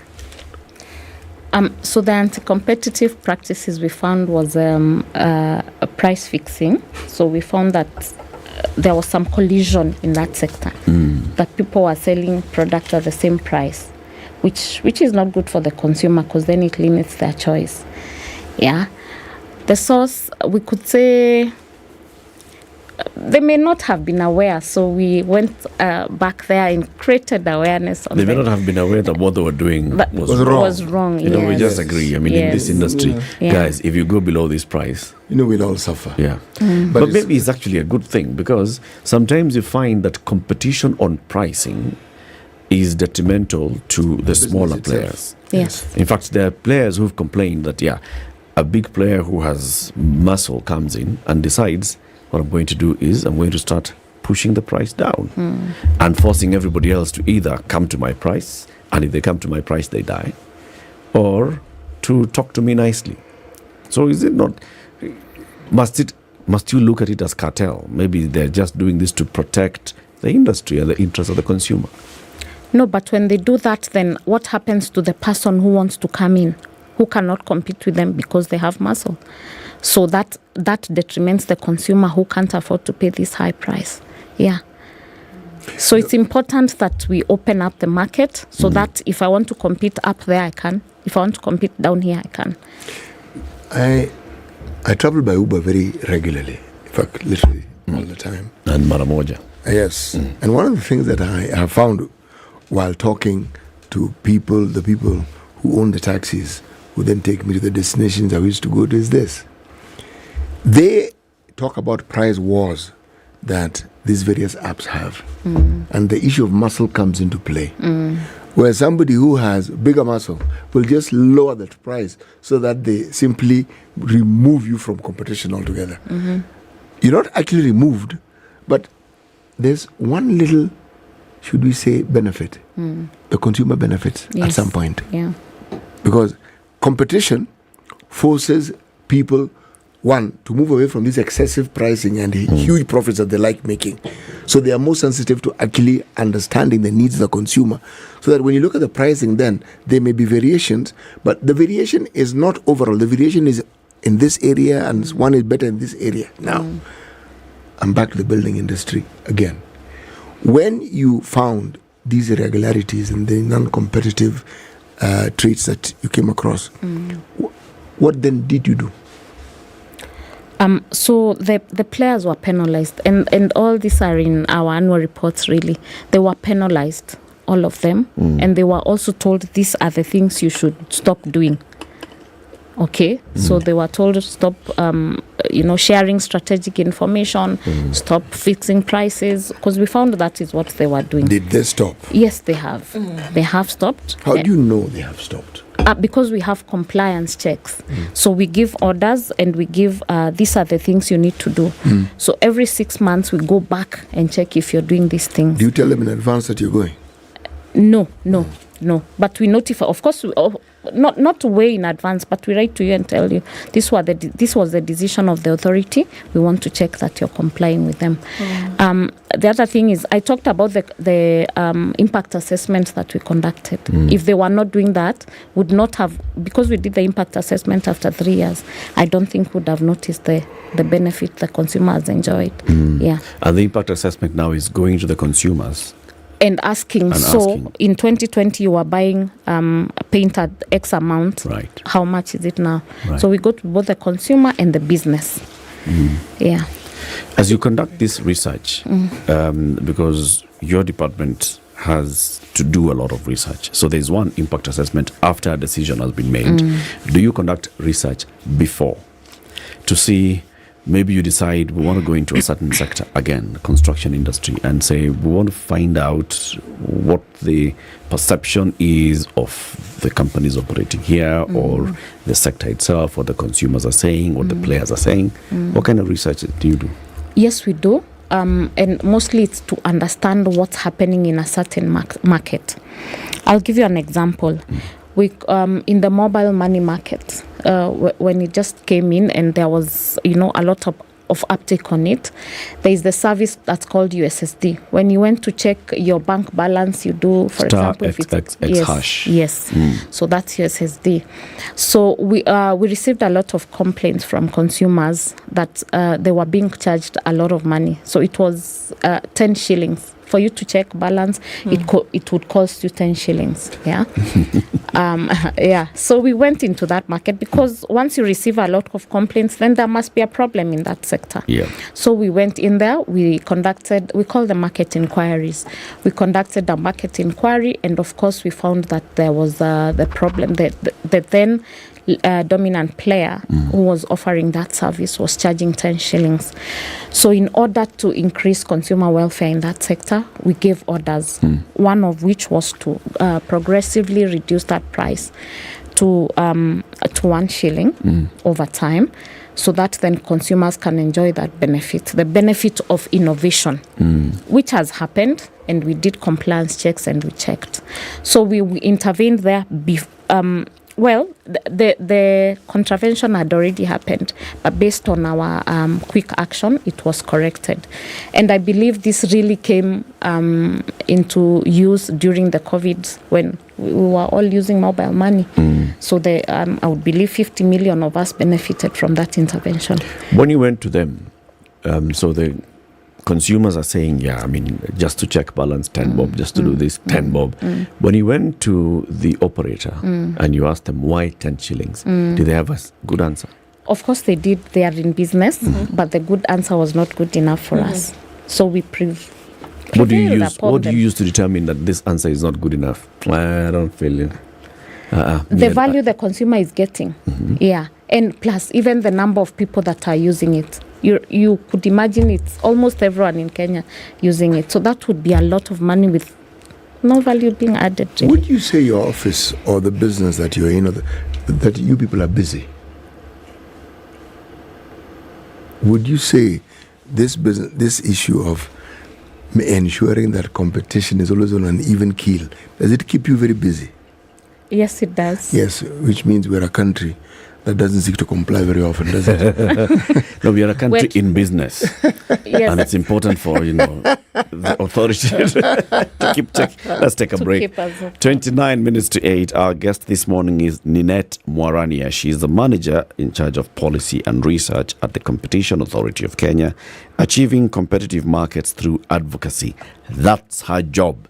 And that's why she's here. So she can tell us, all right, so you work for the people of Kenya to do the job of advocacy. How are you doing it, and how do we feel the impact of that? We'll be back shortly after this break. Good morning.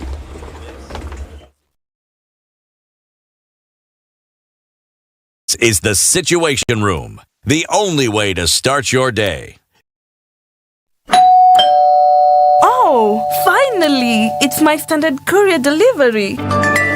At Standard Courier, we know that your time is valuable. That's why we guarantee swift and efficient deliveries to your doorstep every time. Give us a call on 0793 599 684 or schedule your next delivery by visiting our website www.standardmedia.co.ke/courier. Trust Standard Courier service for all your courier needs. We deliver with pride. Looking for your favorite KTN station and just can't seem to find it?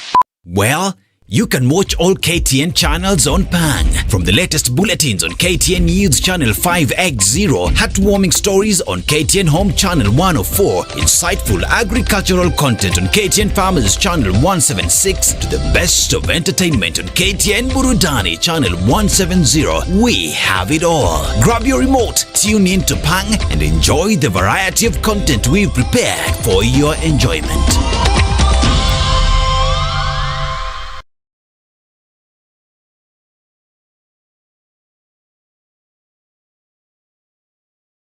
Are you ready? The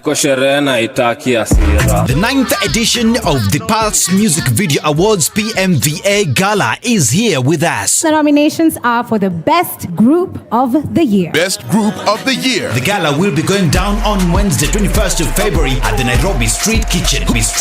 Who will be crowned as the best musician in Kenya? And the winner is... With 13 trophies to be won and lucrative prizes to the eagle. Who is going to be the star of the year?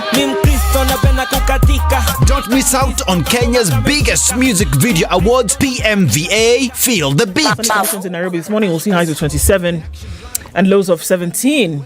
Sunny at 16 in Nakuru, already warming up to highs of 28 today, and we'll see highs of 28 as well in a sunny Nyeri at 14. It's 13 and sunny in Eldoret. We'll go to highs of 26, and out in Mombasa, we'll see highs of 33 and lows of 26. Malindi will come down to lows of 26 when it goes to high of 33 today. It's currently partly sunny at 28. It's 20 and sunny in Kisumu. We'll see highs of 30 and lows of 20. While at 18, Kakamega is sunny. It'll go to highs of 30. Kampala is sunny at 21, highs of 29. And Dar es Salaam at 28 is cloudy, highs of 32 and lows of 27.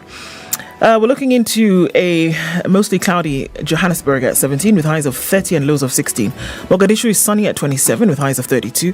And Addis at 13, will go to highs of 23 and lows of 10. Lagos is mostly clear at 28, highs of 33. And we'll see highs of 32 in a mostly cloudy Kinshasa at 24.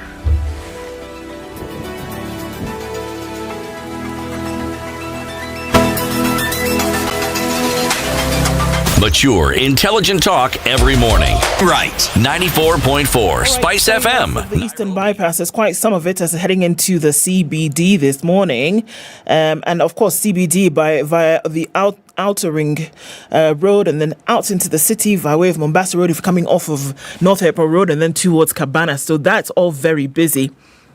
Kangundo Road is busy, and then there are parts of Outer Ring as you go along towards the Thika Superhighway that are doing the thing this morning. Coming in on the Thika Superhighway, you're going to get to that junction from KSMS, and it's very, very busy all the way through to the CBD. Limuru Road, busy as well. As it's coming off of Waiyaki Way, we're looking at some movement here. Coming off Naivasha Road, touching on Gong Road, is packing a punch. Bumper to bumper as you're trying to get into the city. So we're in traffic hour proper. Let's see what happens as we go through the morning. We'll talk on SpiceFM KE on X.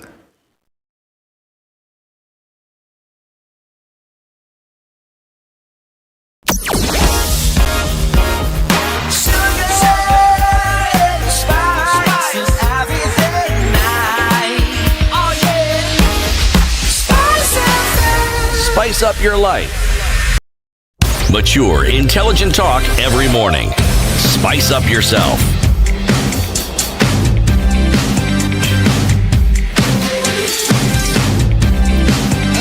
Mornings done right. 3 minutes to 94. Conversation continues. Ninette Morania, Manager Policy and Research at the Competition Authority of Kenya, achieving competitive markets through advocacy. And this is basically going ahead and saying, we need you to know what you need to do so that you can play fair in level playing field. We need you to be aware what happens in this sector of yours. That's a lot of work, Ninette.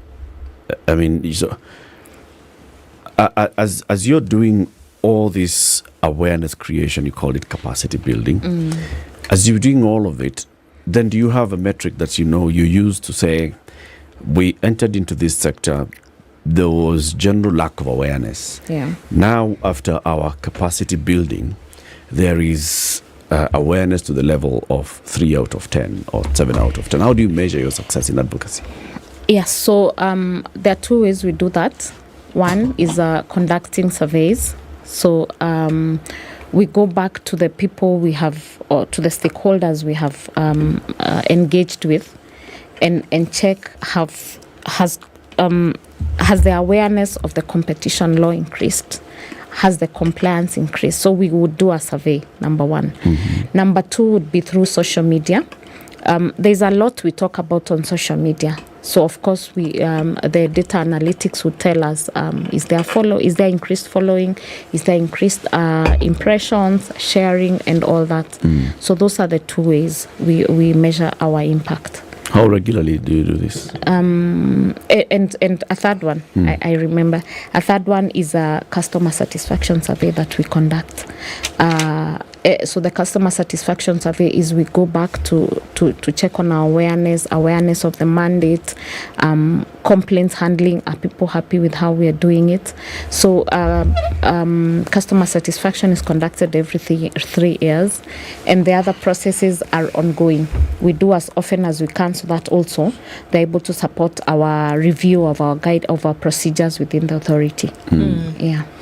I just want to go into some of the details, excuse me, of how exactly you do this, because I think that understanding it then helps folks who are already in the market, number one, and folks who want to be in the market tomorrow. And I keep using a sports analogy because it's what makes sense to me the most. When you're talking about competition, basketball, for example, there are rules that you follow. Yeah. But then my efforts in the competition is based on what I do, right? How I train, how I eat, how I do whatever. Yeah. It's going to then make me... Same thing for a business. What I put into it, the raw materials that I use, the labor that I've expended, the amount of money that I spend to give me this product. And when I put it in the market, the arena then dictates how I'm going to be able to operate and the prices that I put on it. For me to then understand how I can then operate within this market, then obviously that's where the authority comes in. But then on what do you dictate? Who's to say that this is the price that we should then play within? Who's to say that I cannot go above this or below it? What if I've used a raw material that I've been able to get from a very cheap source, and I get this end product, I am able to sell it for much cheaper than what is in the market? Would I be flouting the rules? What happens in cases like that? And then when you talk of the advocacy that you do and making sure that folks are happy with what you've set in place, what if they're not happy? Do you then change it? You see what I mean? Yeah. Or is it already, it's set in stone, so you can be unhappy as much as you like, but that's what the rules are. Like with the basketball, you cannot take steps while holding the ball. You can be unhappy with that, but that's what the rule is. So when it comes to advocacy, are you then saying, even if you're unhappy, what we're going to say, there, you get over it, or can we change it a little bit? Okay, first, we do not fix prices. We do not dictate that you can only sell, say, bread at 60 shillings. We do not fix. We do sell not it at 1,000 shillings if you like. Yes, we are not a price regulating agency. Yeah. We ensure that all the players in that space of selling bread are able to sell and make a profit. I mean, you're in business for profit.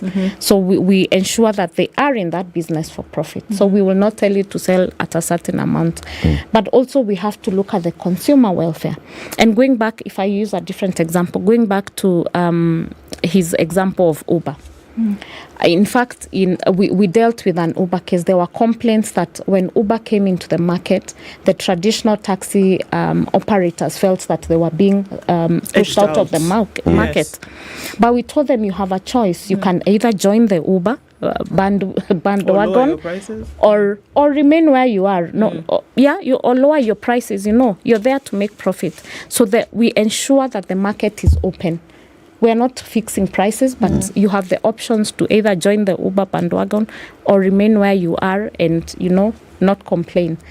So about making folks happy, it's not about making them happy. It's ensuring that the consumer is well protected. I wonder sometimes, because when I hear of complaints, I'm wondering if the shoe was in the other foot. Let me explain what I mean. When I talk to what you call the regular taxi people, the yellow taxis, I use them a lot as well at some point. I still do.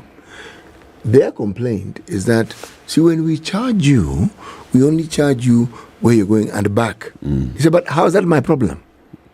That's exactly what they say.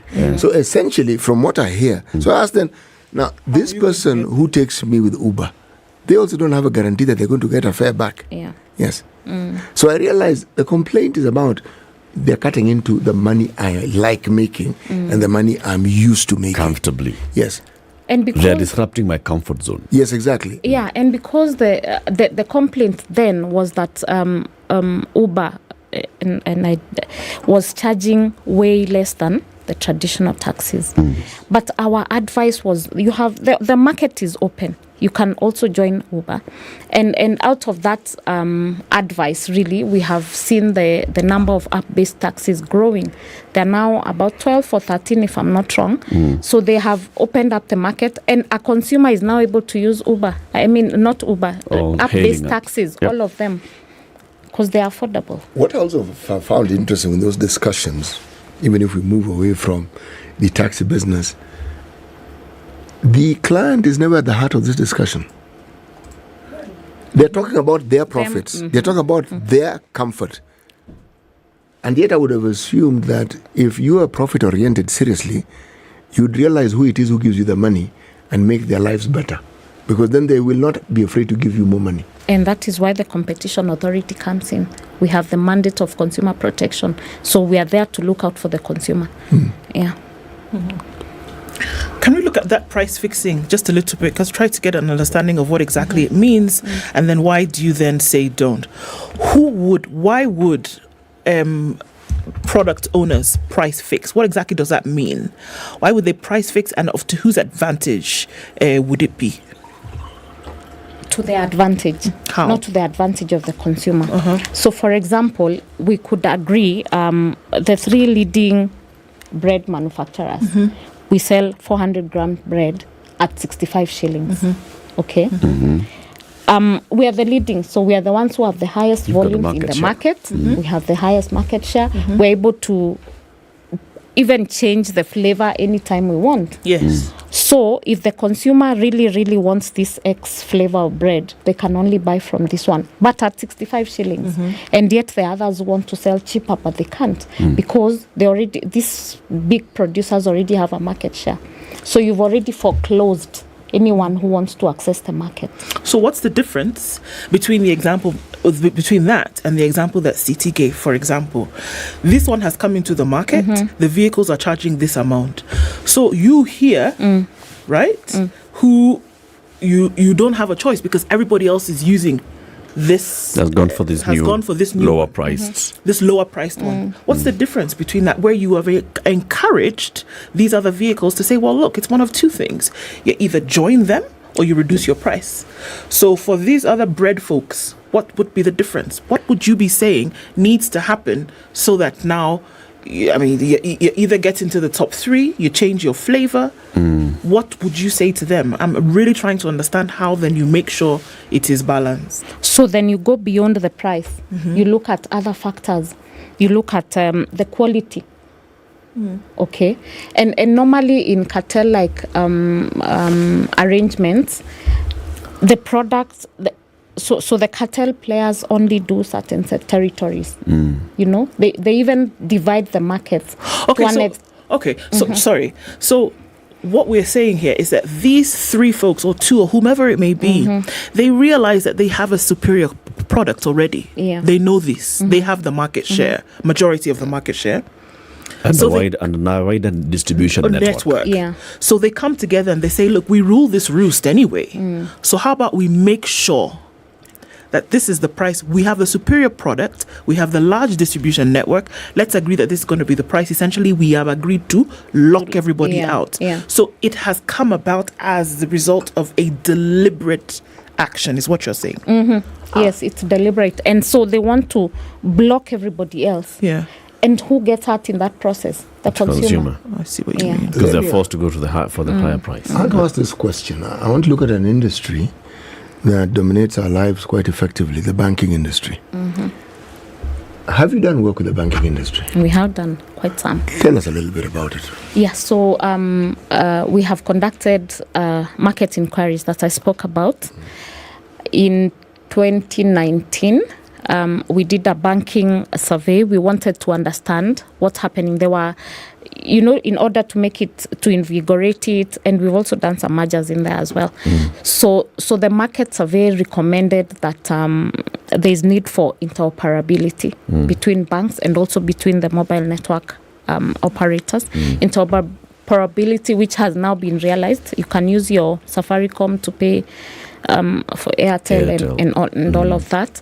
The second thing was that the switching costs were very high. For me to move from bank X to another, I have to close this bank, which I was on, and go to the other bank and start accumulating my history for me to be able to access services. So we were encouraging the banking sector to be able to share this information amongst themselves. The third thing was on credit reference bureaus, so that you're aware we are all listed, whether positive or negative, we are all listed. Yes, we are. But at that time, they were only listing the negative. So if I go to borrow a loan, then I'm told, you did. Listed. So that was already, I was starting at a negative foot. So that's some of the work we have done. And lastly, we did another market inquiry in the digital credit market, that where the recommendations were that there is need to regulate that sector. Really, it was unregulated. People were suffering. There was debt stress among the consumers. So we advised that there is need to develop regulations for that market. There is need for registration of the players, which now is being done by CBK. So that's some of the work. When it comes to many of these practices, it's power play. Especially if you're thinking about the financial services sector. Consumers feel like they are inferior to the banks, and they're the ones who take their money to those banks. When you're going to apply for a loan or for any of these services, you're going to beg for a loan. You're not really applying for it. You're not asking, can you give me a loan? You're like, please. Simuangalie tu mnaweza nipatia ngapi? Wacha watu wa credit wa kuangalia kwanza. And then they take long and they tell you disqualify and no answer. So there's already a power play here. For this to end, I think the consumer also needs to be empowered with knowledge to know. So this is what the law is. These are my rights. And if I don't get my rights, if I don't realize my rights, that this is how I can come to the Competition Authority and other regulators as well. How do you engage the consumer, general consumer, to know what the competition laws say and everything else? So we have various education programs which are directed to the consumer. For example, we have a World Consumer Rights Day, where we actually sit down with consumers and educate them on their consumer rights. And then we have a lot of publicity initiatives that we do on social media, on radio, sometimes on TV, and also on print. We create awareness on their consumer rights. The Constitution empowers the consumer in certain rights. So we do that very often, and sometimes in partnership with other agencies as well. The agencies that also have a consumer mandate, consumer promotion mandate. So we do that in partnership. From your research with and engagement with the ordinary consumers, what would you say is the level of awareness of these rights and the law? I'd be guessing, but let me just say that it has increased. Is it low, medium, high?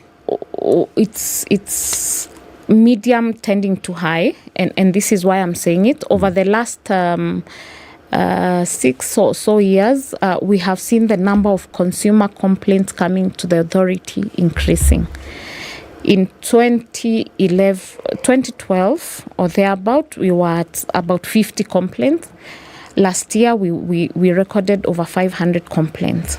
So through our work, people are getting aware that they can come and let us know what infractions are going on. But we also encourage them that if you have a complaint, you should first go back to either the retailer or the shop or the bank. Sometimes they're able to sort it out. If they're not able to, then you can come to the authority.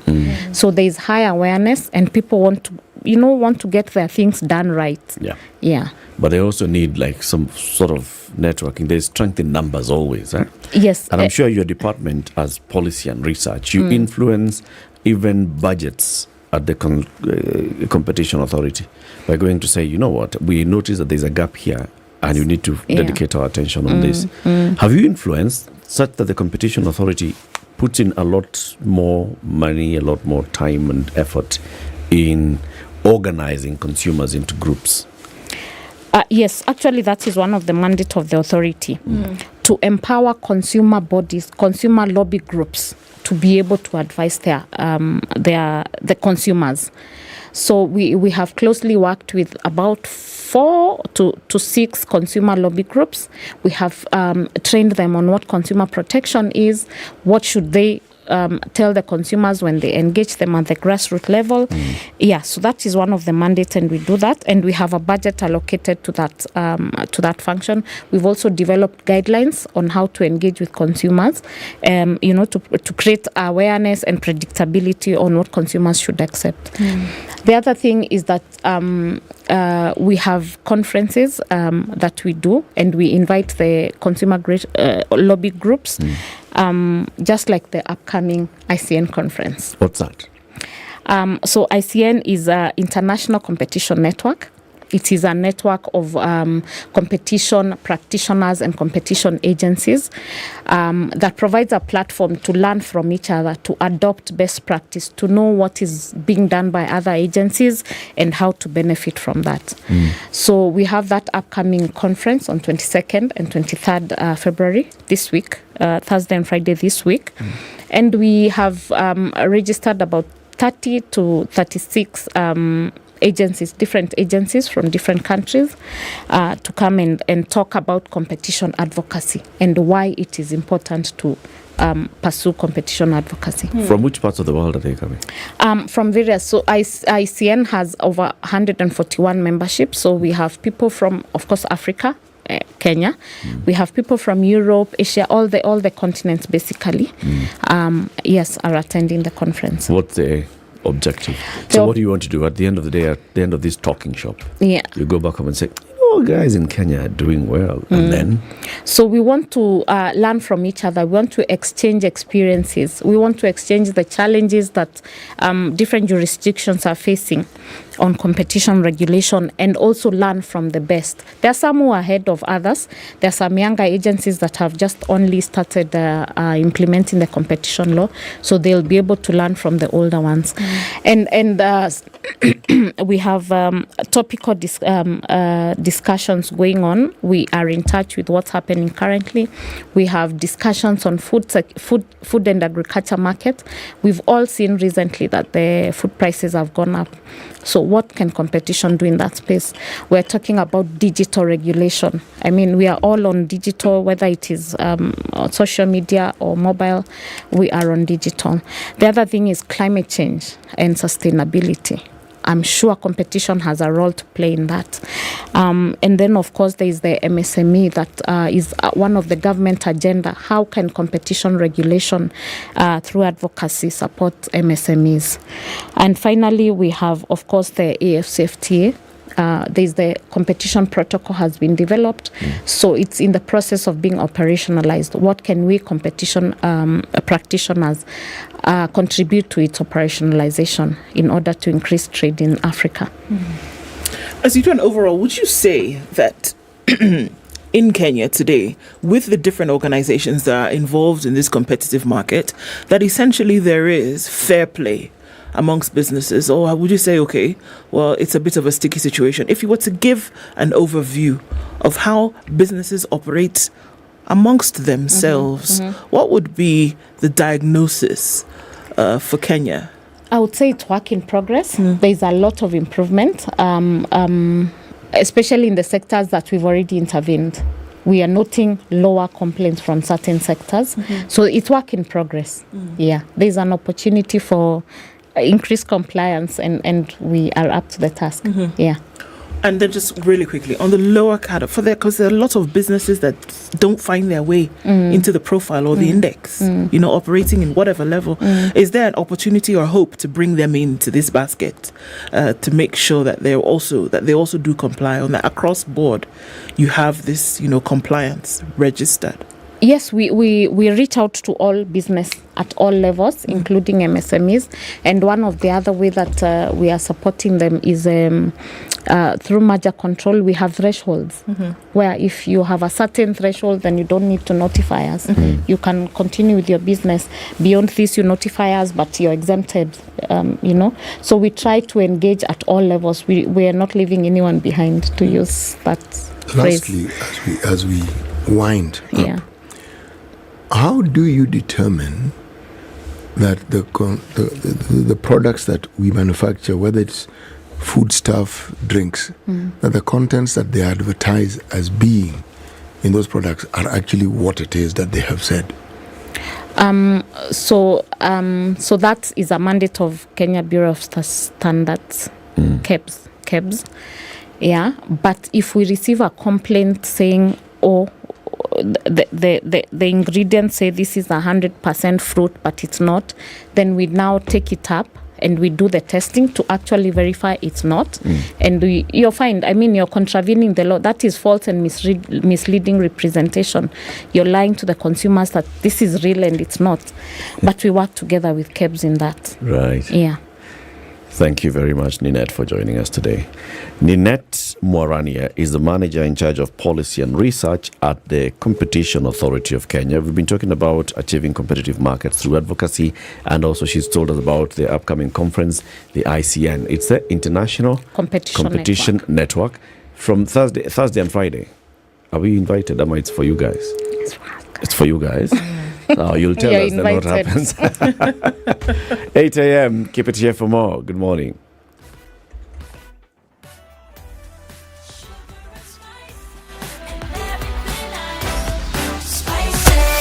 Spice up your life.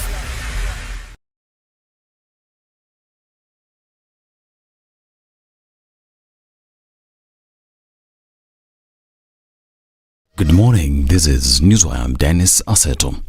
The National Democratic Institute has criticized the 2024 budget statement tabled in Parliament last week for proposing measures that increase taxation. In the budget policy, the public finance table showed that taxation will increase by 324 billion shillings between the current and the next financial year, which begs the question of where the extra 324 billion shillings will come from. Speaking in Nairobi, Ndiritu Murithi, an economist and the former governor of Laikipia County, said that the new budget policy is 44% higher than what was there 18 months ago in taxes. And First Lady Mama Rachel Ruto has confirmed government's commitment to 100% school enrollment and transition for all children and universal healthcare access by all Kenyans. The First Lady highlighted the critical role education and healthcare play in helping minimize the outdated practices that expose families to cyclic poverty, gender-based violence and economic unproductivity. She spoke during the 28th session of the Organization of Africa First Ladies for Development in Addis Ababa, Ethiopia. Now, Mama Rachel further urged the First Ladies present to be intentional in educating children and giving them access to health services, which open them up to a world of unlimited opportunities and a dignified life. A Nairobi resident has moved to court challenging the setting of the mandatory retirement age as 60 years and 65 for persons with a disability. Charles Shege wants the court to declare the mandatory retirement age in both the private and the public sectors as unlawful. He argues that the right to work shouldn't be understood narrowly to mean limitations by retirement age, but should be interpreted purposely to give the greatest positive effect to it.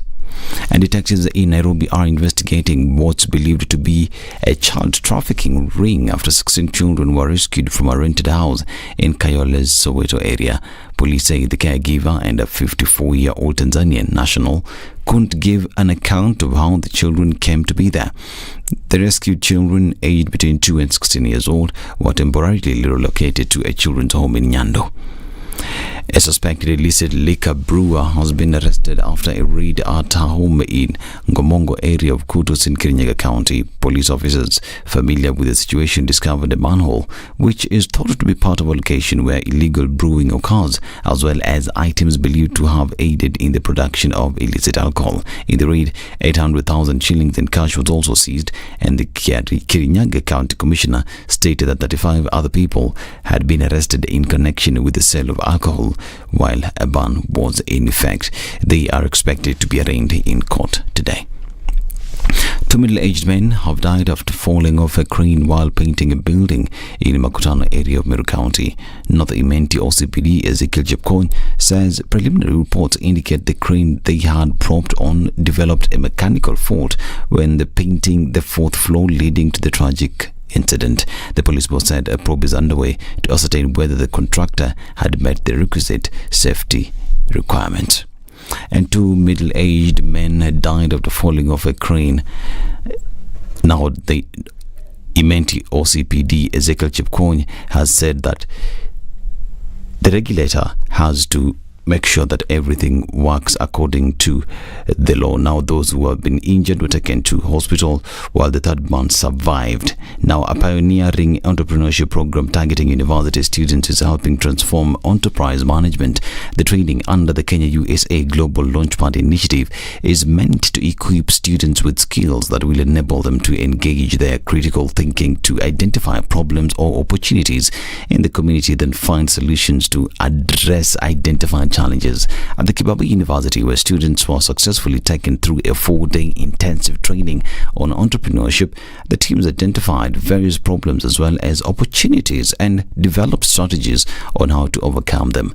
Speaking at the close of the training, Deputy Vice Chancellor for Planning, Partnerships, Research and Innovation, Professor Samuel Muga, challenged the students to embrace the concept and be action-oriented. According to Churchill Sauke, a champion for societal change by sparking the inherent abilities of the students, they can be agents of change and transformation in their generation.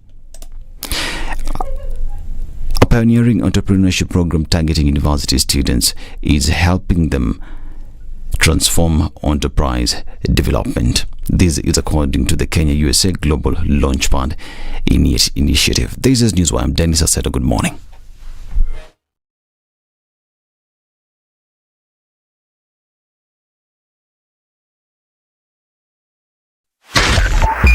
.5 Spice FM, Kisumu. It's busy this morning as you're coming off Thika Superhighway, as is to be expected. We're looking at just a little bit of traffic that's past the junction, coming in towards the GSU headquarters. All right, and on Kiambu Road as well, very busy traffic coming in past the DCI headquarters, well beyond that. Muthaiga North Road, Karura Forest Gate C is where traffic is starting. And also coming in from the Village Market on Limuru Road is heavy traffic through towards Diamond Plaza, out then into the CBD. Places you didn't remember existed, they do.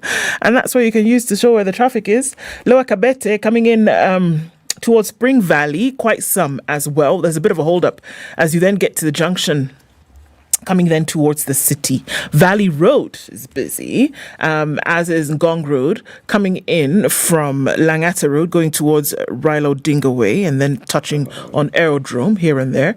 There is a lot of traffic, and it's likely to continue well into traffic hour. The Eastern Bypass, my goodness, I don't know what happened in the last 30 minutes, but it's packed a punch, and we need to find out what's going on there. But if you can avoid it, do for now. Let's talk SpiceFM, KE on X, hashtag #TheSituationRoom.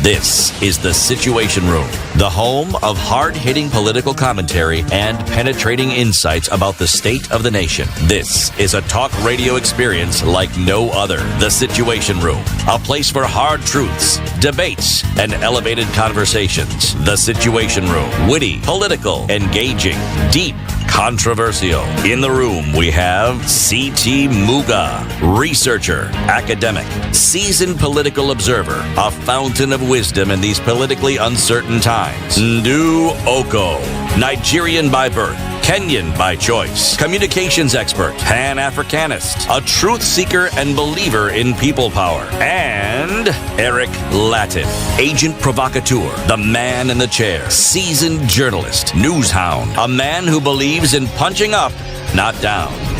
This is and it's also the place where we remind you about the plan. All right, what's your plan? I've got a plan. Everybody says I've got a plan. I've got it sorted. And then sometimes you feel, everybody is sorted and I'm not. What happens to me? Or what happened to me? What happened? What happened? What happened? The wind blew. And? You are... It was exposed.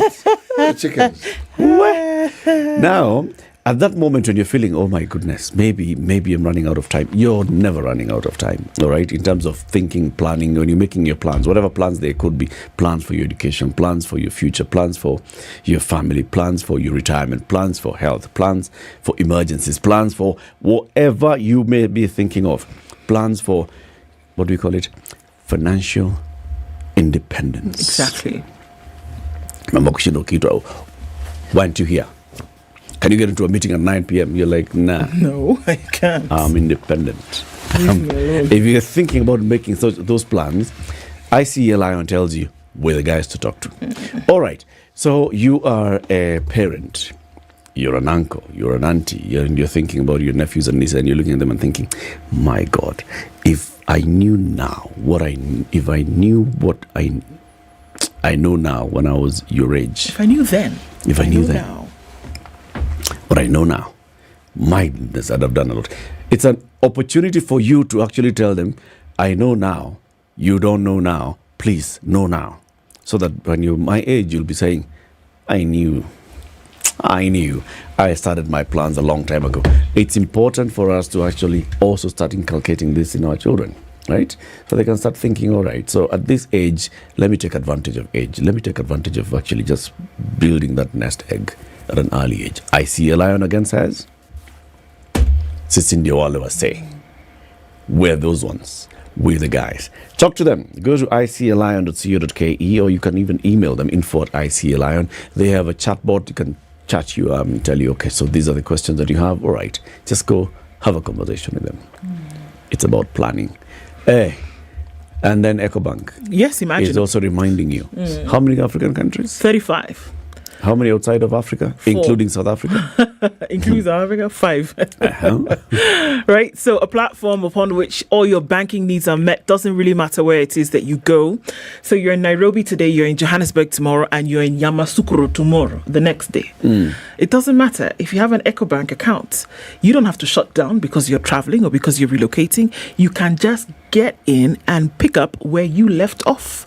And so because of this platform, realize that, you know what, you can continue paying your bills, you can continue with your commitments. Really doesn't matter where you go.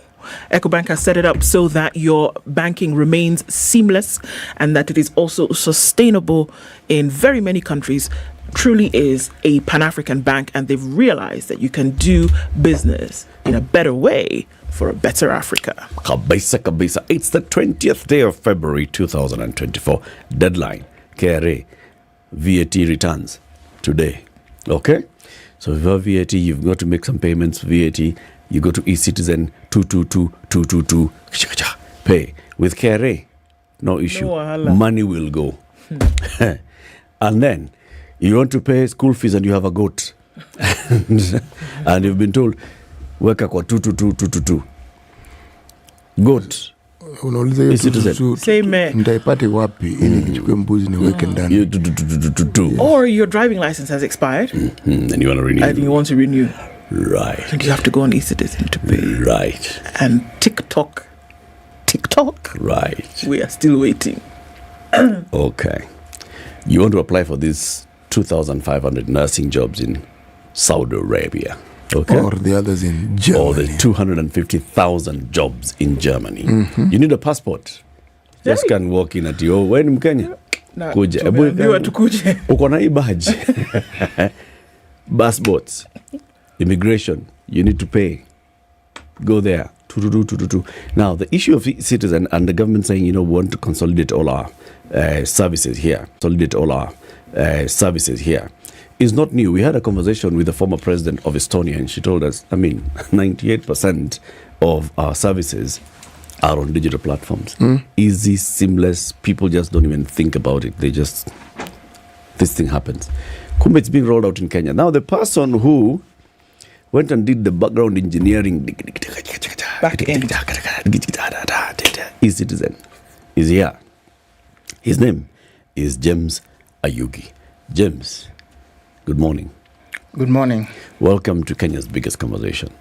Thank you for having me. Ati, what did you do to eCitizen? You're the one who did what? Okay, first of all, mlikutana wapi? Wewe na eCitizen. Basically, eCitizen is a citizen-centric. It's a gateway for Kenyans to access government services. The idea started back in 2008 during President Uhuru Kenyatta's regime.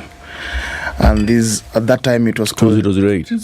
Yes, Kibaki. So, at that time, Uhuru Kenyatta was the finance minister. Yes. So that name still sticks because he's the one who launched the e-registry.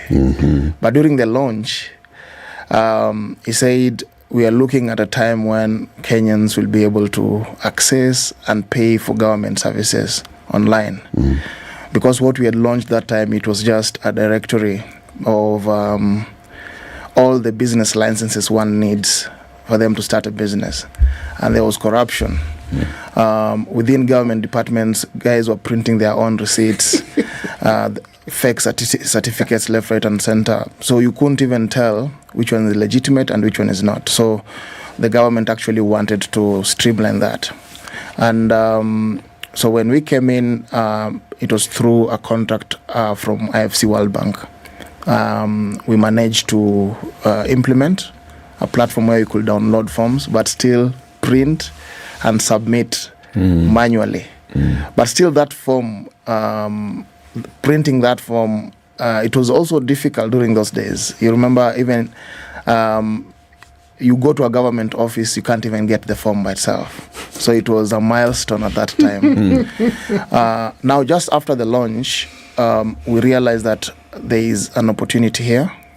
This is because the government wanted a transactional registry. And we went back and thought probably this is where we should commit all our time and efforts in trying to come to develop a solution. You'll tell us about that solution. Good intro. This gentleman sitting in the studio here with us today is the founder of eCitizen, and he's currently CEO of Webmasters Kenya Limited. We'll talk about eCitizen, how it operates, how robust it is, and how safe it is to use. CT will welcome him with the day's proverb. Yes. And this week's proverbs are from Ghana. Yes, the Republic of Ghana. In an ancient time known as the Gold Coast. Gold kama yomeva. Gold kama. Hii ni gold? Sijui. Si ni yellow. Please, for my sanity, just continue. Okay. For your sanity. Now let me give my attention to the guest. Two men in a burning house must not stop to argue. Two men in a burning house must not stop to argue. Yes. James, what's your interpretation of this proverb? A burning house, of course, if you argue and you'll just end up dying. So my interpretation is at the time of conflict, you focus on resolving the situation, getting out of mess, than arguing amongst yourselves. Yes. Set aside your differences. Yes. Focus on what's the greater good. Yes. What's mutually beneficial to you. That's correct. Mutually assured survival. Sawa. So back to 2008, and you develop this registry, and then you realize, okay, so government is thinking transactional platform. Now we have put together a registry where you can go, you need this license, you need to download, you download a form, you print, and then you go with it. What forms did you start with? It was all forms in government. Police abstract ilikuwa? Police abstract ilikuwa from all agencies, from companies registry to all the government departments. There are so many forms. So the first opportunity now to implement a transactional registry came in 2011 when we did the first construction permitting automation for City of Nairobi. At that time, it was His Excellency Musalia Mudavadi was the Minister of Local Government. It was the first of its kind where developers are able to submit applications, and it goes through different approvals, and then you get a construction permit online.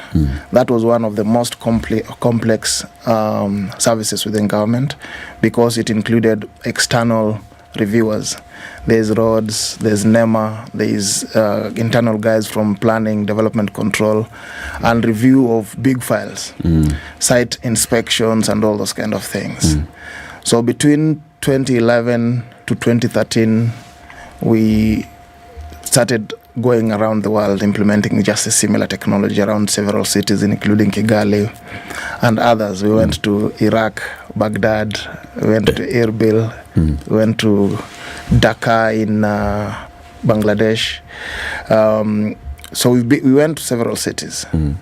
So in 2013, when the new regime came in, there was a digitization effort, and they wanted all government services to be done, to be paid electronically at that time. And since we were working with the Treasury from the origin, and we already now had experience in several countries doing transactional registries, we were invited to present what we had to the government. So as webmasters. That's correct. Okay. As webmasters. So we presented a working platform, a transactional registry. By a transactional registry, it means a system where one is able to make applications, it goes through a review, and you're able to pay. During those days, there was only one service provider who was able to process online payment. It was called PesaPal. So we had done all the integrations, and within few minutes, we demonstrated that we were the right people for this. Now, it's good to note that this was very, very big at that time. So everyone was interested in this, from all the banks, international software companies, all these guys were. In fact, we were the least when it comes to profile, but we had the most experience, because this is what we've been doing every single day since the launch of e-registry. Could I just pause you for a second? Yes. Here you are, you've been involved in these things, then you're saying they're bigger. I would have assumed that in your line of work, they also would have a lot of experience, and that's why they are bigger. Or is it that you had more experience locally? We had more experience dealing with government. You know, doing software is the easy part. Implementing technology within government ecosystem is a special experience, is a special skill set. While you're dealing with so many interests, and you're dealing with people who don't want you to change, change their current processes. So we had the experience both locally, and of course we dealt with other markets. So at that time, when it came to dealing with government, first we had a product that resonated with what the government wanted. Number two, we were already working with the IFC World Bank in doing automation around the world. And when the government said, okay, we love what you've presented, and we'd like to engage you. So I told them, we're already working with the World Bank, and this is some of the projects that they can be able to fund. So the government initiated a request from the IFC World Bank seeking assistance just to fund the pilot of eCitizen. Now, at that time, after those procurement process, now the eCitizen was born, and it went live on the 1st of July of 2014, with NTSA being the first organization with driver's license renewal. Now, one of the things that, of course, people forget is how it was then to even renew a driver's license. We used to go to line up at National Bank, and you go there, you find all the drivers, from Matatu drivers trying to renew their driver's license. If I may just interject. Yes. That was later time. It used to be at the DC's office first. Okay, now, please continue. Now, during our time, so during your time, it was at the DC's offices. Yes. So it was quite complicated. You go queue at a bank. And then you pay, you'll pay. Get a banking slip. You get. They used to have database of the different databases distributed in all the branches. So someone will write in your booklet, and then they'll issue you with a yellow sticker to put it in your book. And it was cumbersome. Why? Because they used to have just a branch just to handle this mess of driver's license renewal. And of course, at that time also, it was written over 18. So they are not capturing certain information like ID and all those kind of details. Yeah. So it was really messy at that time. So when we came in, we wanted first to make it easier for me to renew my driver's license. And this was just on personal interest. We wanted to make it easier for ourselves so that we can renew this driver's license on the go. And now, at that time also was when NTSA was moving away from KRA, because all this was housed at the KRA. Yeah, Transport Licensing Department. Yes, at that time. So it was being migrated. So we came in at the right time when they actually needed help. So we could walk in a room full of papers. So they were called traffic file. So when you have an incident, someone will go pull your file, and then they'll update those records manually. So there was digitization efforts at that time. So there are certain records that were typed, but they had so many errors. So the first thing that we did was to integrate with the IPRS, which is for KYC. So before you gain access to any government services, we wanted to first identify you. And then now it was integrated. So when you renew and search your traffic file number, we'll be able to pull your details. And then now you'll submit all your information, and then the system will automatically start cleaning your records. So over a period of 2-3 years, when people were renewing, they ended up cleaning their data. And later on now, the government was ready now to implement the smart digital ID, because now the data was clean over a period of time. How was it cleaning the data? First, correcting the name, capturing all the name. Second... So the first time I log onto the platform... Yes. What was it asking me? So it was asking you for your ID number, right, and the first name. That's it.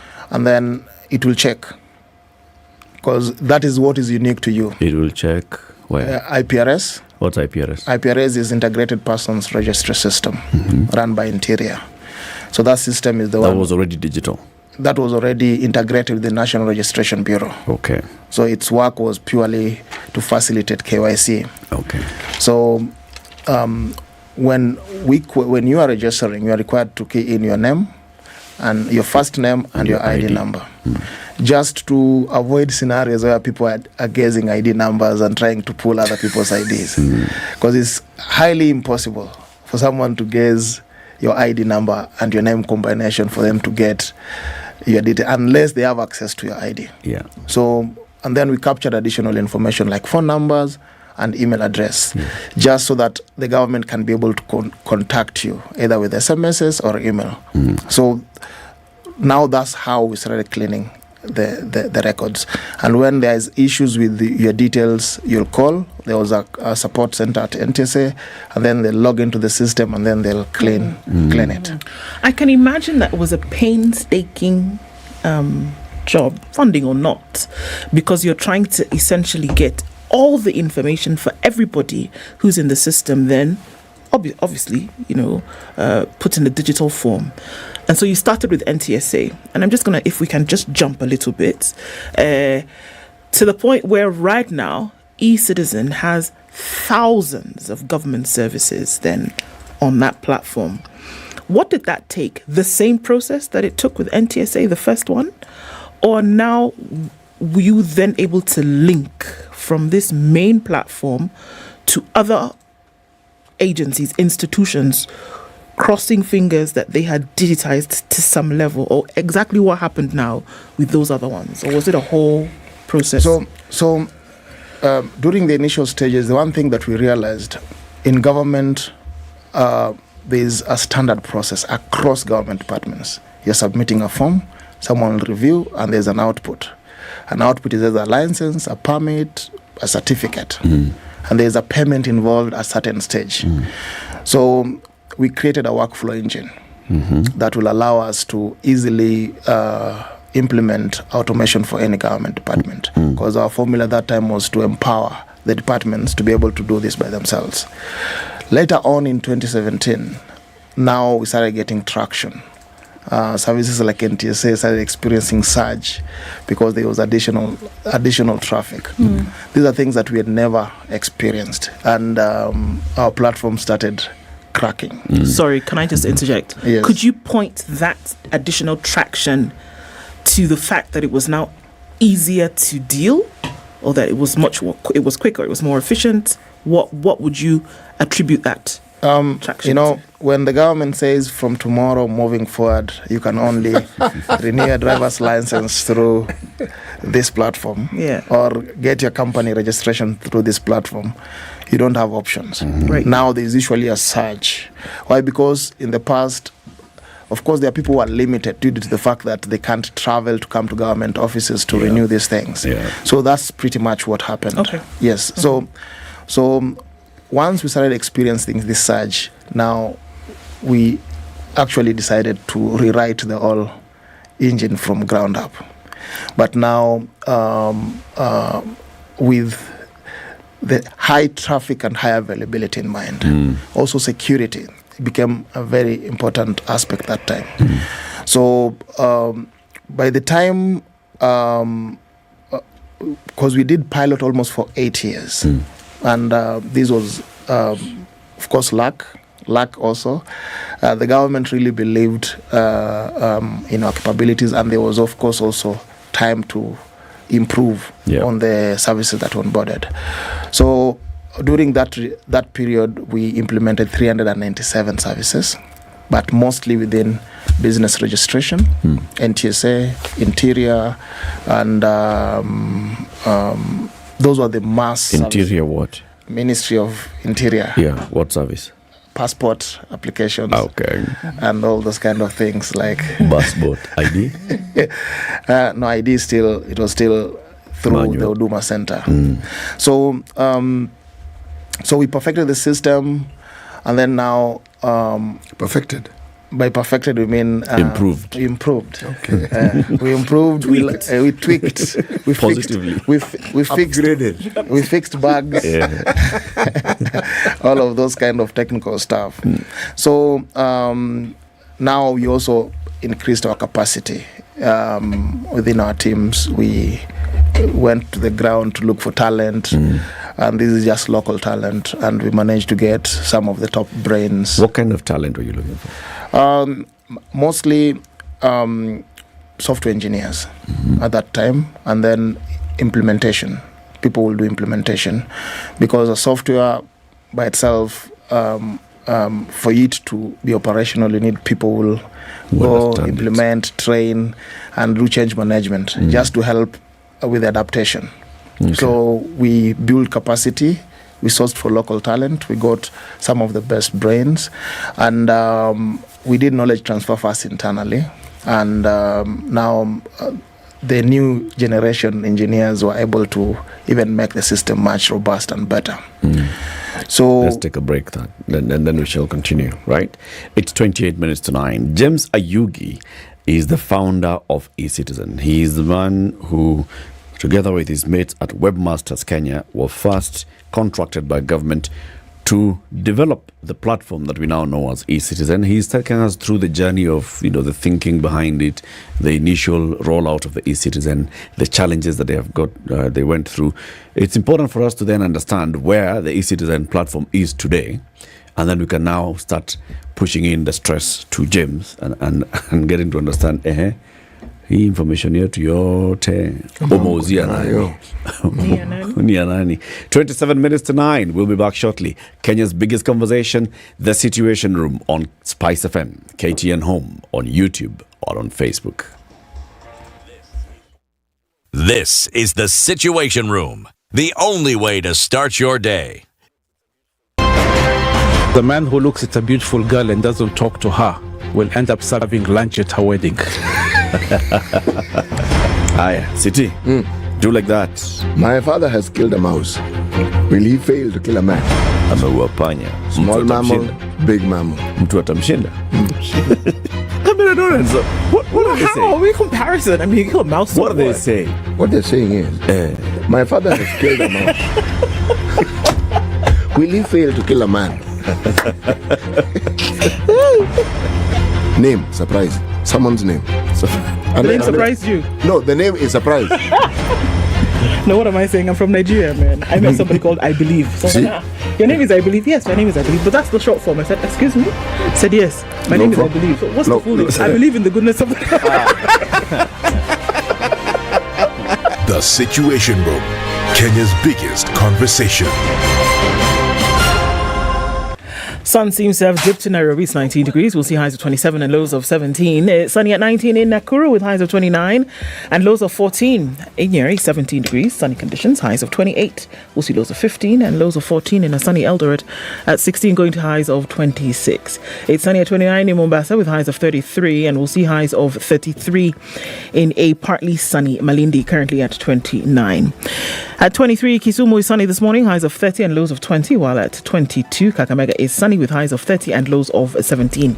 We're looking at sunny conditions in Kampala with highs of 29, while Dar es Salaam is sunny at 29. It will go to highs of 33 and lows of 27. At 18 degrees, Johannesburg is sunny, highs of 30, and Mogadishu is sunny at 29, going to highs of 32. 23 will be the high in a sunny Addis Ababa at 14. It's raining now in Lagos at 28 with highs of 33, and in Kinshasa it's mostly cloudy at 24. We'll see highs of 32 and lows of 24.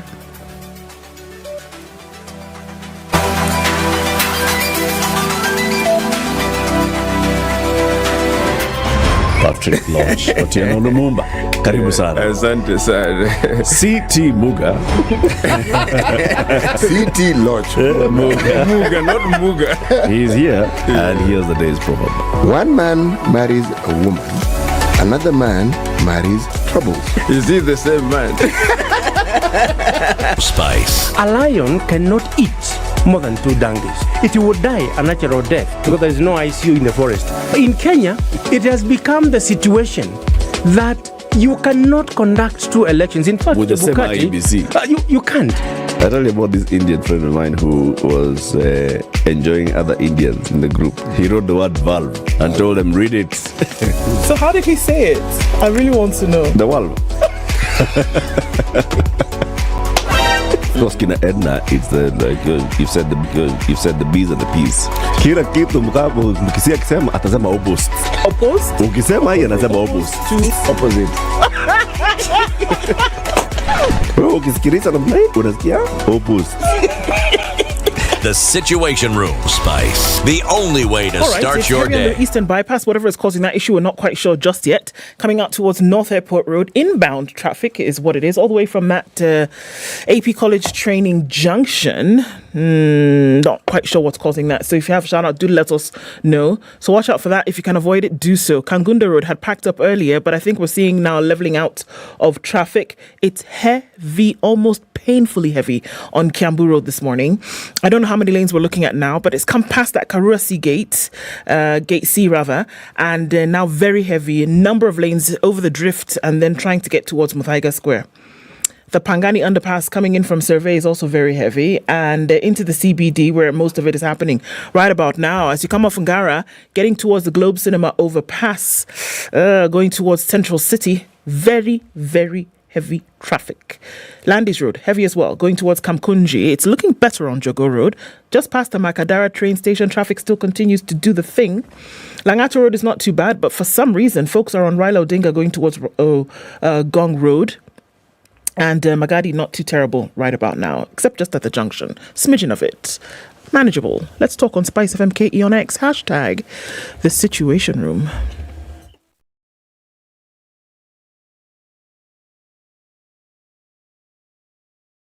Mature, intelligent talk every morning. Spice up yourself.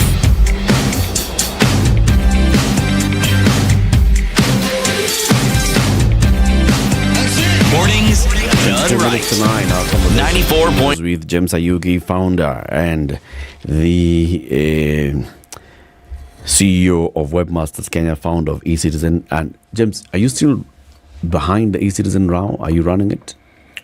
Our company is behind the fixing of the bugs, but it's run by the government. It's now run by the government. That's correct. But what you do is you offer technical support. In technical world, when you're using a Microsoft Word, you've been licensed to use it. Yes. But the proprietor or the developer will keep on improving it. So behind the scenes, the core platform, we are the ones improving it, not just for Kenya, for several other jurisdictions. And when there are issues, there are channels in which we communicate with the government in resolving them. So the platform is owned by the government? Yes, the platform called eCitizen is 100% owned by the government. The software that you developed is owned by the government? The software that we developed is licensed to the government. Okay. So you own it?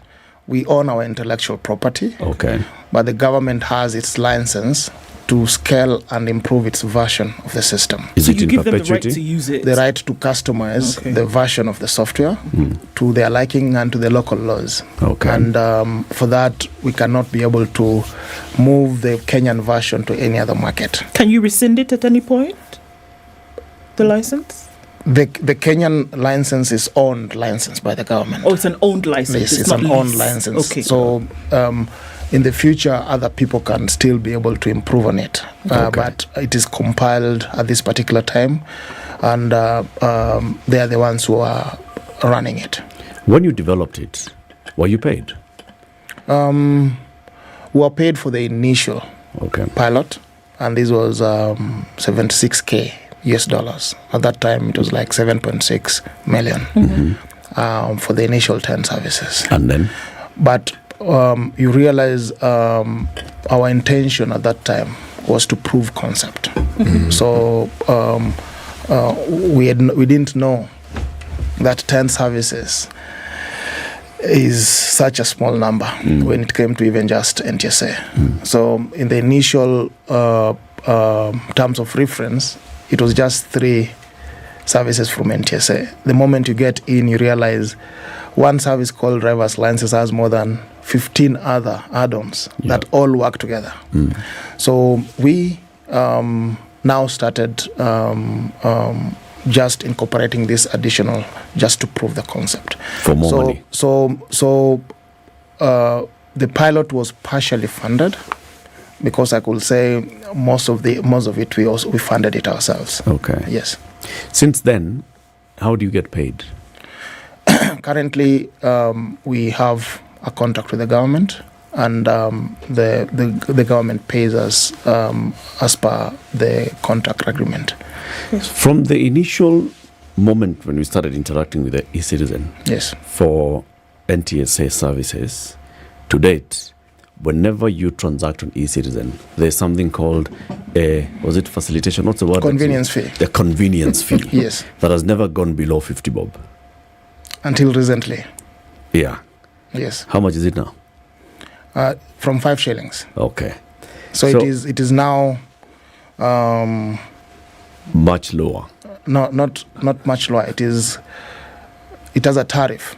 It's pegged to the service. Yes, yes. So if you're paying a service, let's say less than 150, you pay like 5 shillings. Okay. Yes. Who does this money go to? So that money goes to the National Treasury. And then? And then the National Treasury disburses it to the ICT Authority. Why? The ICT Authority is the technical arm of the government responsible for all the digitization efforts. So they have contract with other providers, and this is one of the options to fund the digitization effort over and above other donors who come in to assist. Was this part of your proposal to the government, or was it part of the terms of reference and requirements by government? This was part of the now recommendation after the pilot. That's what you recommended to them? Because during the pilot, there were costs of running the ecosystem, supporting it, improving it. And at that time, even the convenience fee was not even enough to sustain a robust ecosystem. You realize in Kenya, just a single system like example NHIF, guys will pay 4 billion in the past for those kind of systems. But we were not even charging close to anything like that. So a sustainable model during our proof of concept was there are costs associated with SMSs. You can't decide that you're going to give 30,000 SMSs per month because tomorrow you may have a surge and people need to verify. So these are recurrent costs. Hosting, you may need to scale it when there's a surge. So when the government now regularized the pilot, they adopted the pilot, they developed policies and terms in which, for us, we are not part of the convenience fee. The government collects it. The government develop policies around the convenience fee, and they are the ones who disperse it as they wish. We are not part and parcel of that. For us, we only a service provider who offer our services as per our terms and condition with the government. Now that you've been in this business for a while, would you say it's possible to anticipate a surge? At this particular time, we've tested the platform across all different scenarios. eCitizen currently has the most number of users than any other system, and of course also both in public and private. That's correct. And also recurrent users. The government has heavily invested in the infrastructure. By infrastructure, I mean hosting ecosystem, just to make sure that there is high availability. So at this particular time, I can confirm that unless there is an incident like what happened, which was denial of service attack, which again we managed to resolve. Can you talk a little bit more about it? I mean, remember, even as we speak, now let me speak for myself, not these two individuals you see me here with.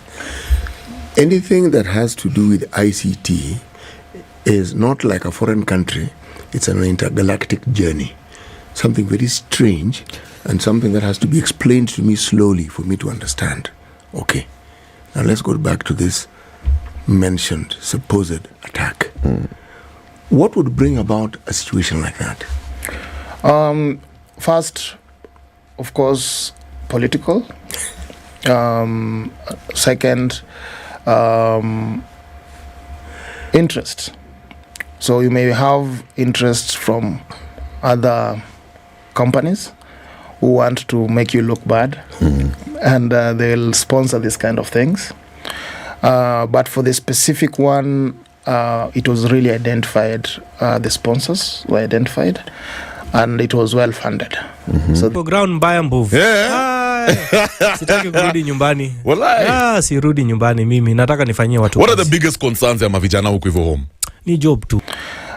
This is actually the future of war. Cyber attacks is the actual real attacks that will happen in the future. So what happened is these guys paid guys from Indonesia and other countries who could be able to, there are guys on hire just to do this kind of artificial attacks. So they'll hire servers and send unlimited traffic to a site. So it's like when you receive your phone, you can only receive one call at a time. Yeah. Because that pipe is only designed for that. When someone else calls you, to tell them be busy until it's open again. When you have a call center, they have probably 100 concurrent users. Yeah. So it will take you to the next one until that part is full. Now, when it comes to systems online, is equally the same. You have a server and you've maxed it to the number of Kenyans. So let's say, example, you have 50 million Kenyans. So that's the traffic that you, at the worst case, you believe all Kenyans are coming in at the same time. It will be able to handle that. You never anticipated that all 50 million Kenyans will come in at the same time. The same second. It is highly unlikely. Yeah. It's improbable. Yes, that all of us will go in at the same time. So these guys were pushing more than 80 million records per second. So when legitimate traffic will try to access the system, it's just hanging. So it will be like user busy. So that's pretty much what happened. During that time, this is someone who's just jamming your platform. They don't have access to anything. Okay. They don't have access to data. They're just They are not jamming it. in the system. They are not in the system. They're just knocking at the door. They're just 80 million of them at the same time. They're just creating a stampede so that no one gets in. So that's pretty much what happened. And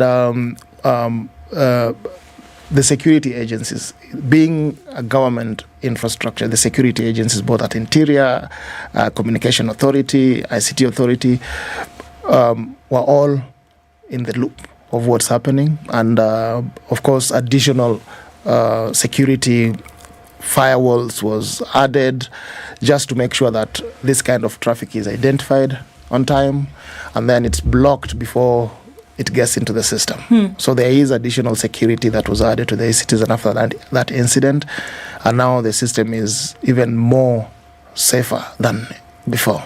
James, for purposes of clarity here, yes, essentially what we are saying is that the services being offered, that what eCitizen does is that it holds them all.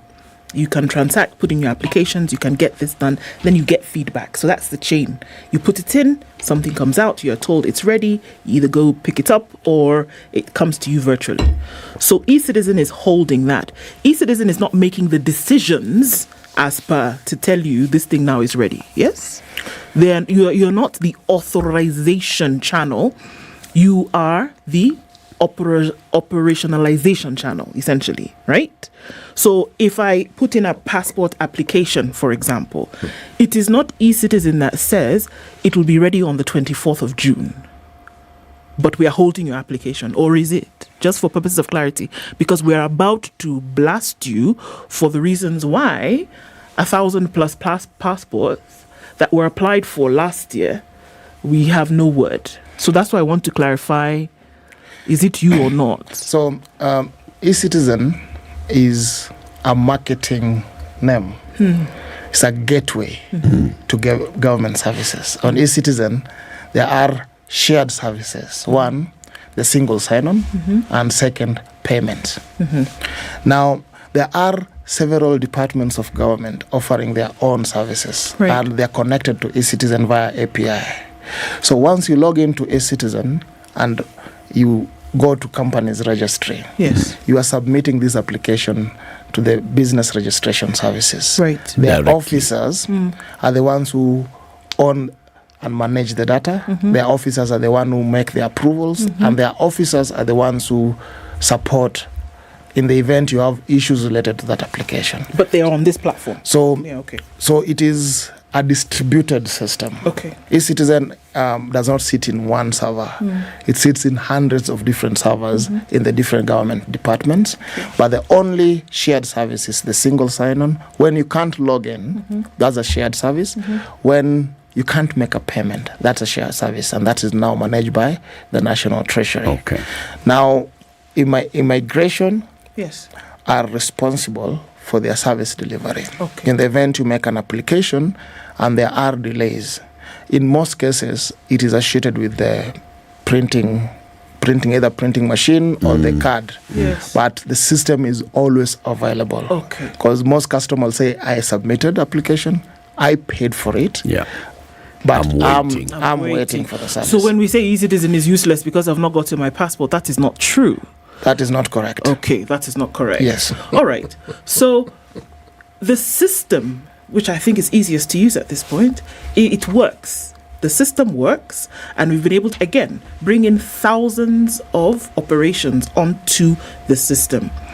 And if we want to be honest, I think it is phenomenal that can be done, whereby so many operations then are available on one system. I think Kenya is one of the few African countries right now that's able to do this.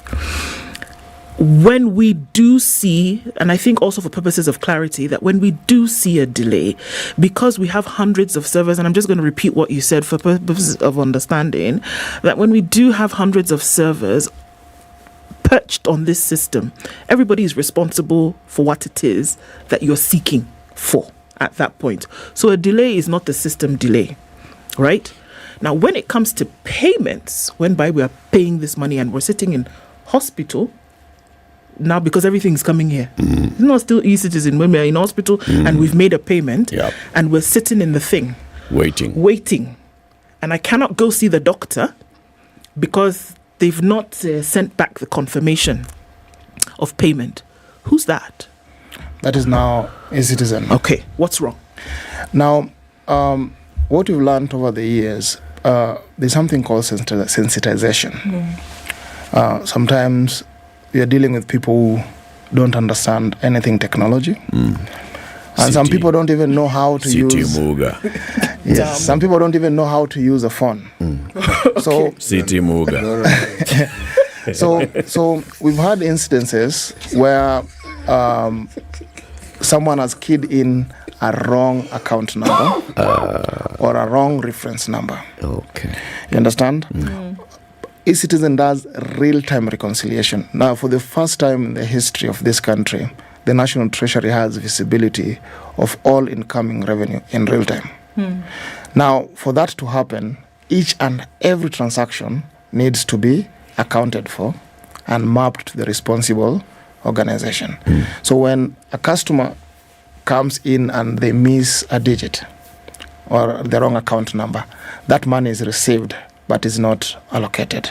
Now you go through a process, either for it to be reversed back so that you make payment, or for it to be assigned to the correct account. Now, at the hospital, we've been there, and I can confirm that the service is working efficiently. There are isolated cases, less than 0.1% of these instances where someone has made an error. But the payment service, not just at the hospital, but also in other services like ferry. In the ferry, you're just paying to a till number, and these are thousands of people paying every single time. Now they are going in, and the government is able to see and confirm all these payments. It is working perfectly.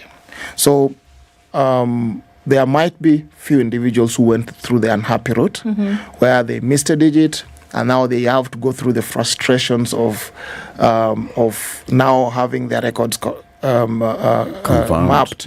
And this is equally similar to even when you're sending money via M-Pesa.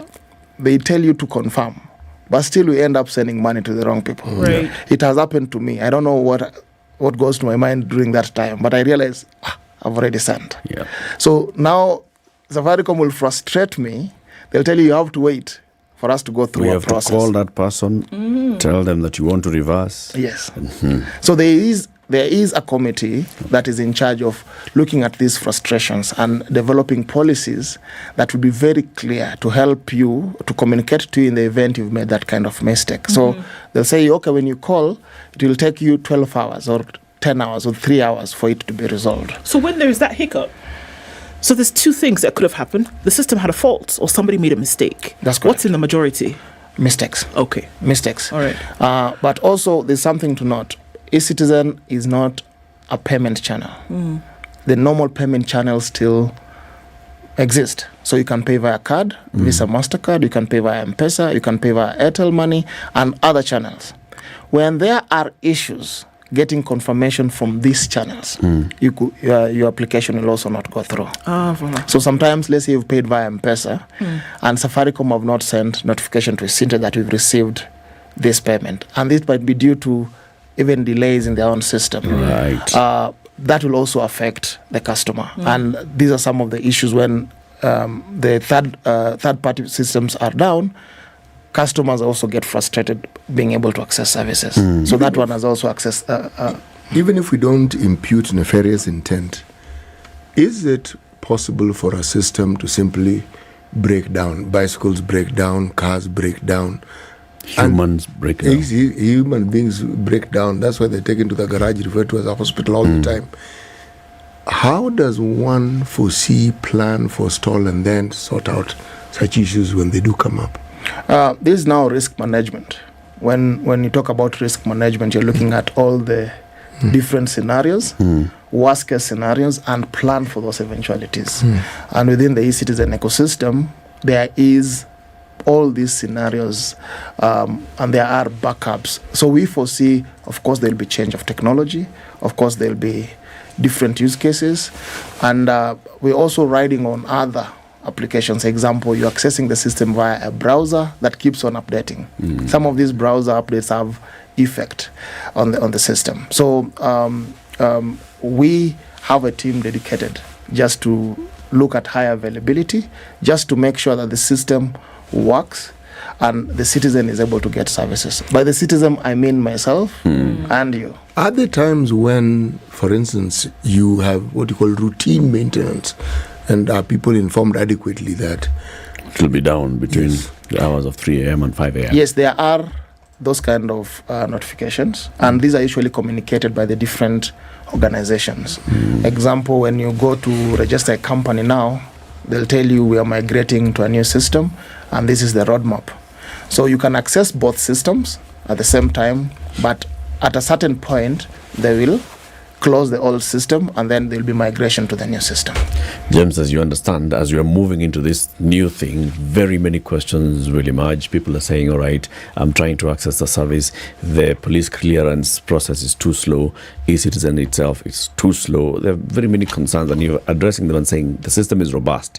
There could be hitches here and there, which you need to raise. We'll invite you again so that you come now and it'll be question time. Okay. Let people raise their questions and concerns and, express their fears so that you can tell them, okay, we are Kenyan engineers and we have solved this thing or not. And we live here. Yeah.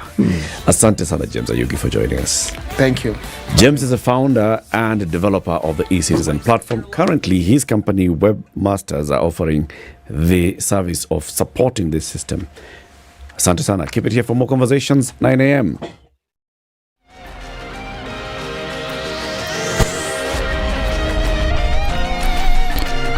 Good morning, this is Newswire. I'm Dennis Aseto. Members of the Women's Development Organization in Kilifi County are calling for urgent elections to choose their new leadership. The members say that despite the exercise being postponed for 4 years in the country, plans to elect the new leaders have been repeatedly delayed, disrupting the organization's development agenda. Led by the Vice Chairperson, Fides Kilifi, the members have vowed to hold their own leadership elections without involving the national leadership. Police in Marsabit are holding 4 suspects following a security operation in the area that also yielded 2 firearms.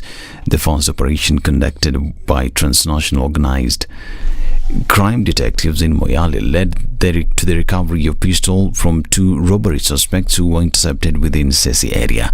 Also recovered from the suspects was 83,000 shillings and 169,995 Ethiopian birr, believed to have been proceeds of crime. The 2, Denge Guyo Molu and Koltor Ali Jilo, and the motorcycle they were using were detained at Moyale police station before they were transferred to Nairobi.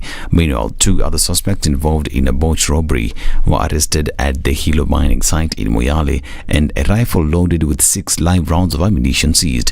The 2 suspects, Kelisha Dulacha Guyo and Wario Anahalake, were cornered at a shop within Hilo gold mine after the shopkeeper made a distress call. The 2 are said to be arraigned today, where appropriate charges will be preferred.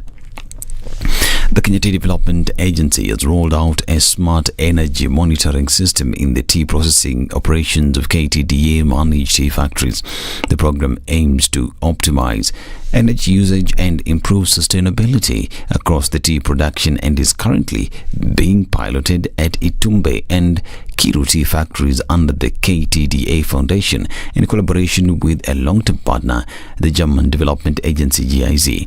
Speaking while assessing the program at the Kiru tea factory, KTDA Foundation General Manager Sudi Matara said KTDA is looking to leverage energy-efficient systems to lower the cost of operations and bring down carbon emissions as a way of mitigating against climate change.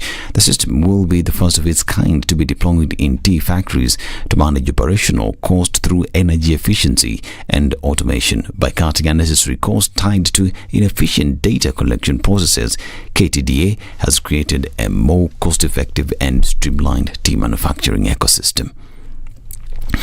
Now, Kisumu Governor Anyang' Nyong'o has weighed in on the Israel conflict, urging Kenyan manufacturer Bidco to halt businesses with Israel. In a statement, Nyong'o said Israel, which has mounted a large-scale attack on Gaza that has killed at least 25,000 Palestinians, is already facing global condemnation of what many have termed a genocide. The war in Gaza has also displaced thousands, with figures from the United Nations saying at least 1.9 million Palestinians have been displaced, with thousands bearing injuries. Governor Nyong'o believes Bidco should withdraw from a potential collaboration with Israel, which arose from a meeting between an Israeli Economic and Trade Mission and Bidco Group chairperson Vimal Shah. Now, detectives in Nairobi are investigating what's believed to be a child trafficking ring after 16 children were rescued from a rented house in Kayole, Soweto area. Police say the caregiver and a 54-year-old Tanzanian national couldn't give an account of how the children came to be there. The rescued children, aged between 2 and 16 years old, were temporarily relocated to a children's home in Nyando. And finally, the United States has proposed a rival draft United Nations Security Council resolution calling for a temporary ceasefire in the Israel-Hamas war and opposing a major ground offensive by its ally Israel in Rafah, according to a text that has been made public. The move comes after the US signaled it would veto today or tomorrow an Algerian drafted resolution demanding an immediate humanitarian ceasefire over concerns it could jeopardize talks with US, Egypt, Israel and Qatar that seek to broker a pause in the war and the release of hostages held by Hamas. Until now, Washington has been averse to the word ceasefire in any UN action on the Israel-Hamas war, but the US text echoes language that President Joe Biden said he used last week in conversations with Israeli Prime Minister Benjamin Netanyahu. This is News. I'm Dennis Aseto. Good morning.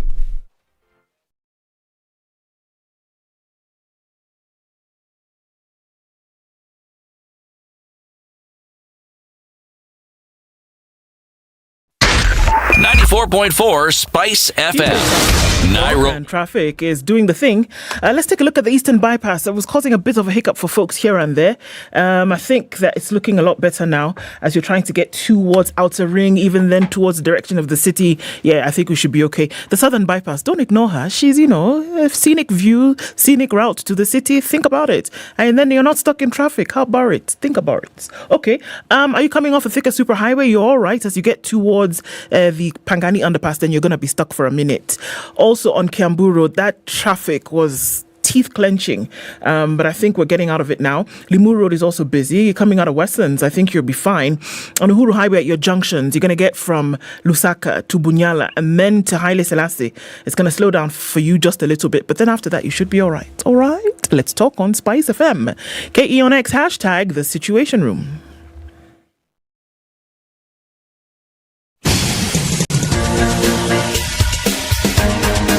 This is The Situation Room, the home of hard-hitting political commentary and penetrating insights about the state of the nation. This is a talk radio experience like no other. The Situation Room, a place for hard truths, debates, and elevated conversations. The Situation Room, witty, political, engaging, deep, controversial. In the room, we have C.T. Muga, researcher, academic, seasoned political observer, a fountain of wisdom in these politically uncertain times. Ndu Okoh, Nigerian by birth, Kenyan by choice, communications expert, Pan-Africanist, a truth seeker and believer in people power, and Eric Latiff, agent provocateur, the man in the chair, seasoned journalist, news hound, a man who believes in punching up, not down.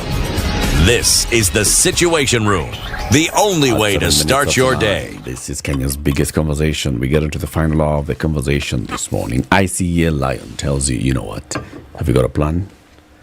If you've got a plan, we're the guys to talk to. If you haven't got a plan, it's okay. We are still the guys to talk to.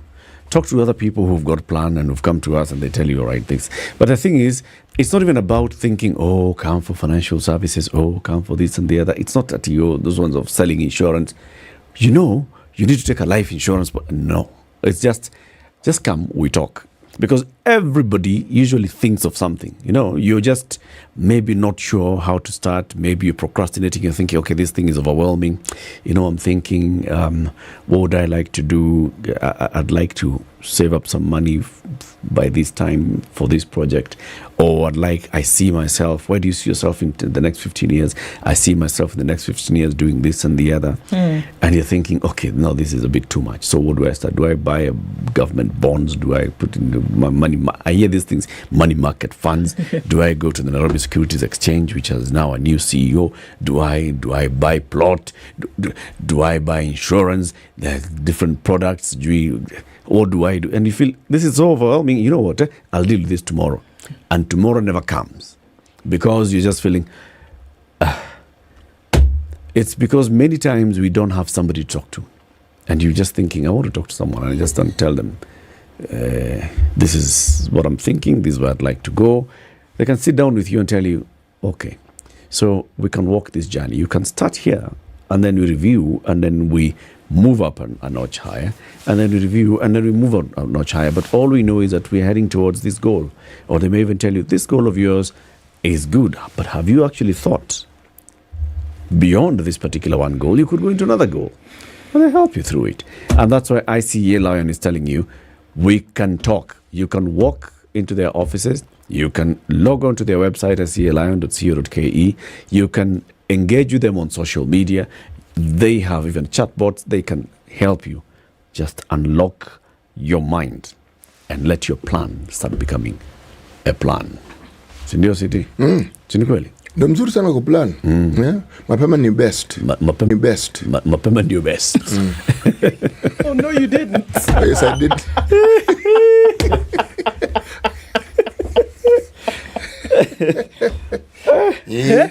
But just when you think goes on and unleashes a new one. My friend, City. Yes, please. What did you remind us today's proverb from Ghana? Yes, I will. Two men in a burning house must not stop to argue, for heaven's sake. For heaven's sake. Jettison out of that house and pick up the argument if you so wish. Or you kick the guy and leave him in the house. Solve all problems at a go. And start new ones. Yes. All at the same time. So you, first of all, you have no one to fight with. Yes. And you have no fire to deal with. Okay? Out. Many things are happening in this country, and just look at some of these stories. There's a story in the paper, and it is a series of blunders in a project started to tackle unemployment among Kenyan youth may have formed a perfect recipe for the loss of billions of shillings belonging to taxpayers, according to a new report by the Auditor General. The Kenya Youth Employment and Opportunities Project, KYEOP, was started in 2016. It was run by the government and the World Bank to ostensibly address youth unemployment by creating jobs through the provision of seed capital and offering business development skills. Two things. Business development skills, we train you on business. Bookkeeping, those basics. Bookkeeping, basic marketing, basic thinking about a business, staff management, compliance with laws and regulations, and then once you're given a certificate, you're given some seed capital. Unataka kufungua nini? Shushaina, shika. Unataka kufungua nini? Unataka biashara ya kuuza matunda na mboga na matunda? Shika pesa. You're given seed capital. 15 billion shillings has over the past 7 years been pumped into this program. 5.8 billion shillings being taxpayer money, 9.2 billion shillings a loan from the World Bank. State blunders saw unworthy businesses funded. Billions of shillings released without due diligence. Funds diverted to unrelated uses. Ilikuwa inaenda kwa vijana. Hao watu wadogo. Vijana wa bodaboda. Kinyozi. Mama mboga. You know, hao. Shushaina, jamaa kupiga rangi viatu.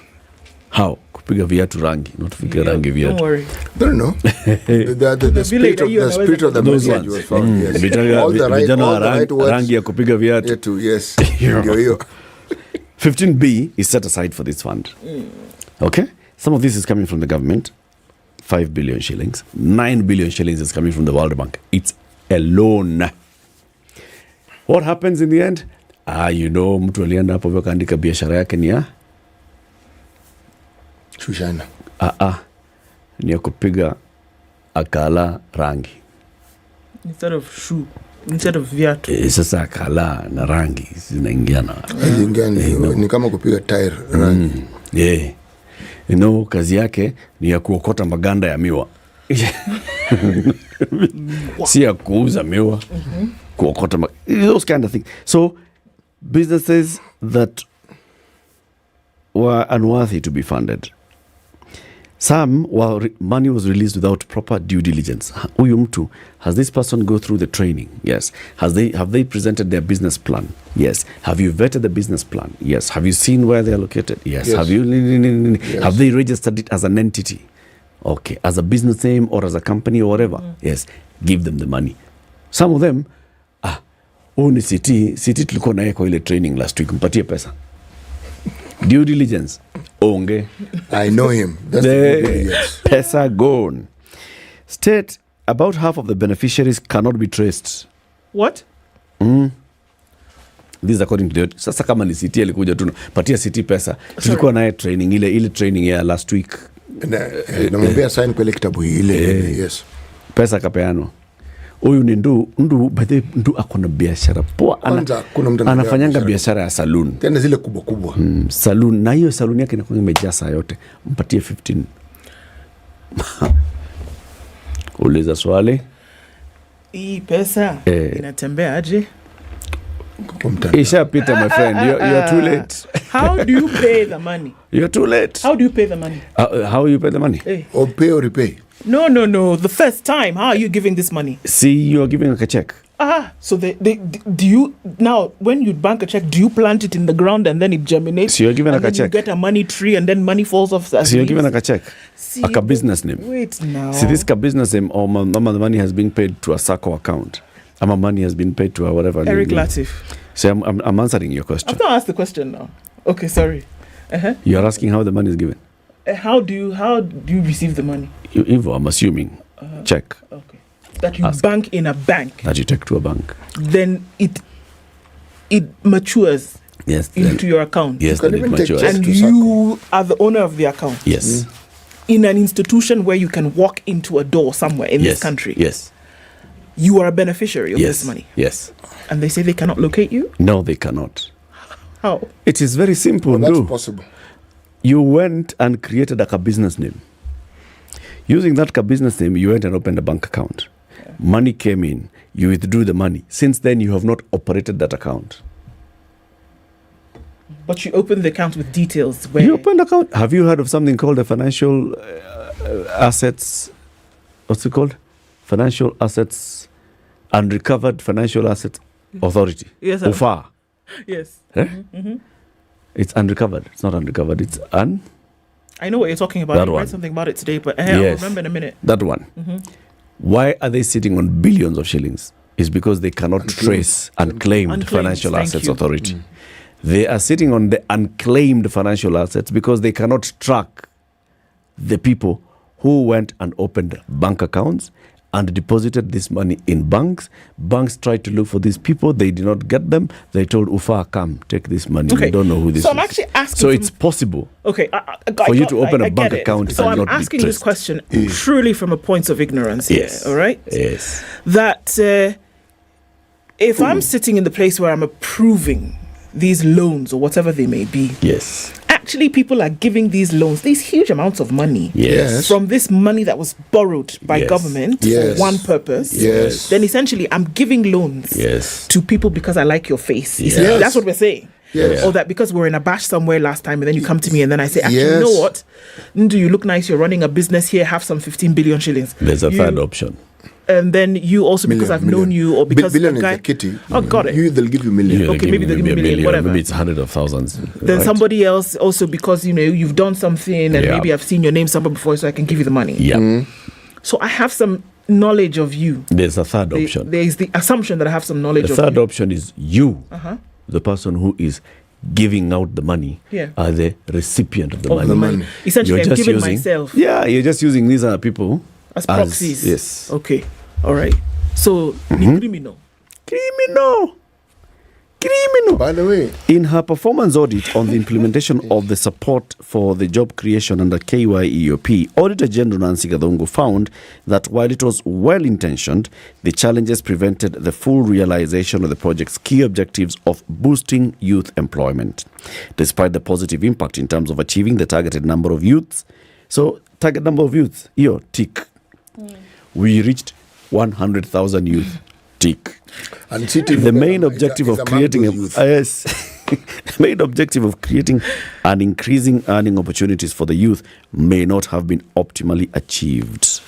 The audit sought to assess components of KYUP that fell under support for job creation, in which youths were provided with grants to start or expand their business, as well as acquire business development skills. Successful youths were receiving 40,000 shillings each as seed capital to fund their startups, 40,000 shillings each for business development services. Business plan competition was also held, where successful youth developed business plans, and they were awarded grants of 3.6 million or 0.9 million shillings each to fund their ideas, and an innovation challenge for the hard to serve, dubbed Future Bora. The audit notes that 87,432 youths benefited through the KYOP between May 2016 and June 2023. The largest group of beneficiaries was under the Business Startup Grant Intervention. 40 Gs. Those, many of them were just new people, no business idea. You've just come in, we give you startup. End of business. End of jokes aside, 40,000, like that. Which sought to inject 40,000 seed capital into successful groups. 99%, that's 77,220 of the targeted 78,000 beneficiaries were funded. How much in total? 3 billion. 7,022 youths benefited under the BDS intervention, that's Business Development Service Intervention, which sought to inject 40 Gs into training each youth, meaning the total was 280 million. 248 youths received 3.6 million shillings each, while 435 received 900,000 shillings. By the way, there are many well-meaning people who have, over time, given money for such ventures, and stories abound. Sometimes you hear them, sometimes there's no supporting evidence, but you hear them. Like in the HIV sector, similar stories were heard. You had National AIDS Control Council, money was given, NGOs were supposed to receive. Man, did people not form NGOs? Overnight. Don't joke with NGOs. NGO. Doing this and this and training and sensitization until you get tired of hearing giving it words. a name. Cross-section. Yes. It is a community ostensibly for socialization this and this of community. And social welfare for youth and marginalized women. Yes. I say, Vulnerable, don't forget. So, it happened. And money was given, lots and lots of money came in. And, you know, when you're told, for instance, that over 20 years when PEPFAR was celebrating 20 years of offering services and funding services around the world, that they'd given Kenya $8 billion in that period of time. Just that, $8 billion. You know, you sit back and say, okay, is there evidence? When yes, dollars. When you look around, that's 800 billion shillings. Yes, now we are assuming it was at 100 bob. Yes, now those days it used to be 80 bob. Yes, exactly. So I'm simply saying this: that report represents a reality that we live with in this country. Because if we just do the numbers and look at the amount of money that comes in specifically to help not just necessarily youth, it's a colossal sum of money. All that money, even if a decent fraction, like say 40% of it was used for the intended purposes, the lives of people in this country would have been changed significantly. I keep asking you guys, unless it's me, who significantly. When you put in today, let's look at a small economy. Let's look at a small economy. And when we say small economy, we talk about maybe an area of the capital, right? Yeah. Let's just say Mombasa Road. If you put 100 million shillings on Mombasa Road today, would you not feel it? You would. You would see, something has happened here. You know, you would see it end to end, 100 million. Like this road which they were fixing for 1 month, and the months have just rolled off and piled on. Oh, the one that was supposed to finish on November 11th. Yeah, this one. There's something about this road, though. It's just 3 billion. This is the same road that goes to Machakos, isn't it? It is. Yeah, something about this road. Yes. So if you put 100 million shillings, somebody will feel something, right? If you graduate that number and say multiply by 10, should you not see multiplier by 10 feeling and impact? You will feel it. It's not like I lost 1,000 shillings on the way on the road, somebody did whatever.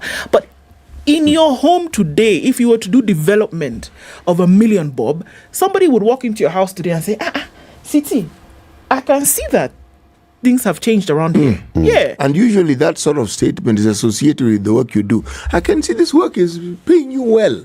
Meaning at least you are utilizing. We can see utilization. Thank you very much. Yes. So that's the thing. That here we are and we're saying these colossal amounts of money have been put in, supposedly on paper, they've been put in for these things to happen, not so? But unfortunately, and this is where the mystery is, you cannot see requisite activity to the amount of money that's said to have been spent. Seeing you can't see. Even if you tried very hard and woke up very early in the morning. No, you still won't You see can't see. And that's the criminal aspect of it for me. That we're not talking about small amounts of money, Maziwa. No, we're talking about huge amounts of money here. For which there is a commitment obligation for refund. Yes. Abi? Yep. You have to pay the money back. But we are saying that you cannot see what you did with it. And if that doesn't prick your conscience in some way. Prick your what? But remember, we recently had a fund that was created to offer similar services. Same. Yes. The default stories are far more interesting than whatever used. The Hustler Fund. Yes.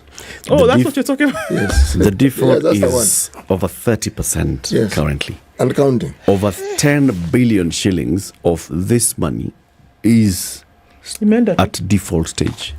Maybe they could say they're at the point of recovery. Maybe they could do. Let's just say out of that they recover 60%. Okay, so you still have some 4 billion shillings outstanding. That just. You know, that's a colossal amount of money. 4 billion shillings is a lot of money. It's billions are in our mouth. Mouth, billion. So it is how many zeros? 9. Imagine. That's a lot of money. I said 100 million. You get to 200 million. Then you get to 300 million. Then you get to 400 million. You keep going. You haven't gone to 1 billion yet. No, you've not reached 1 billion. Million. Then you get to 800, 900. Now that's when you reach 1 billion. So it's 1,000 million is a billion. Then it's that 1 billion 100,000. 100,000. 1 billion 200,000. 1 billion. No, 200,000. 1 billion 200 million. Yes. Then 1 billion 300 million. Before you even get to 2 billion. And you're still at one.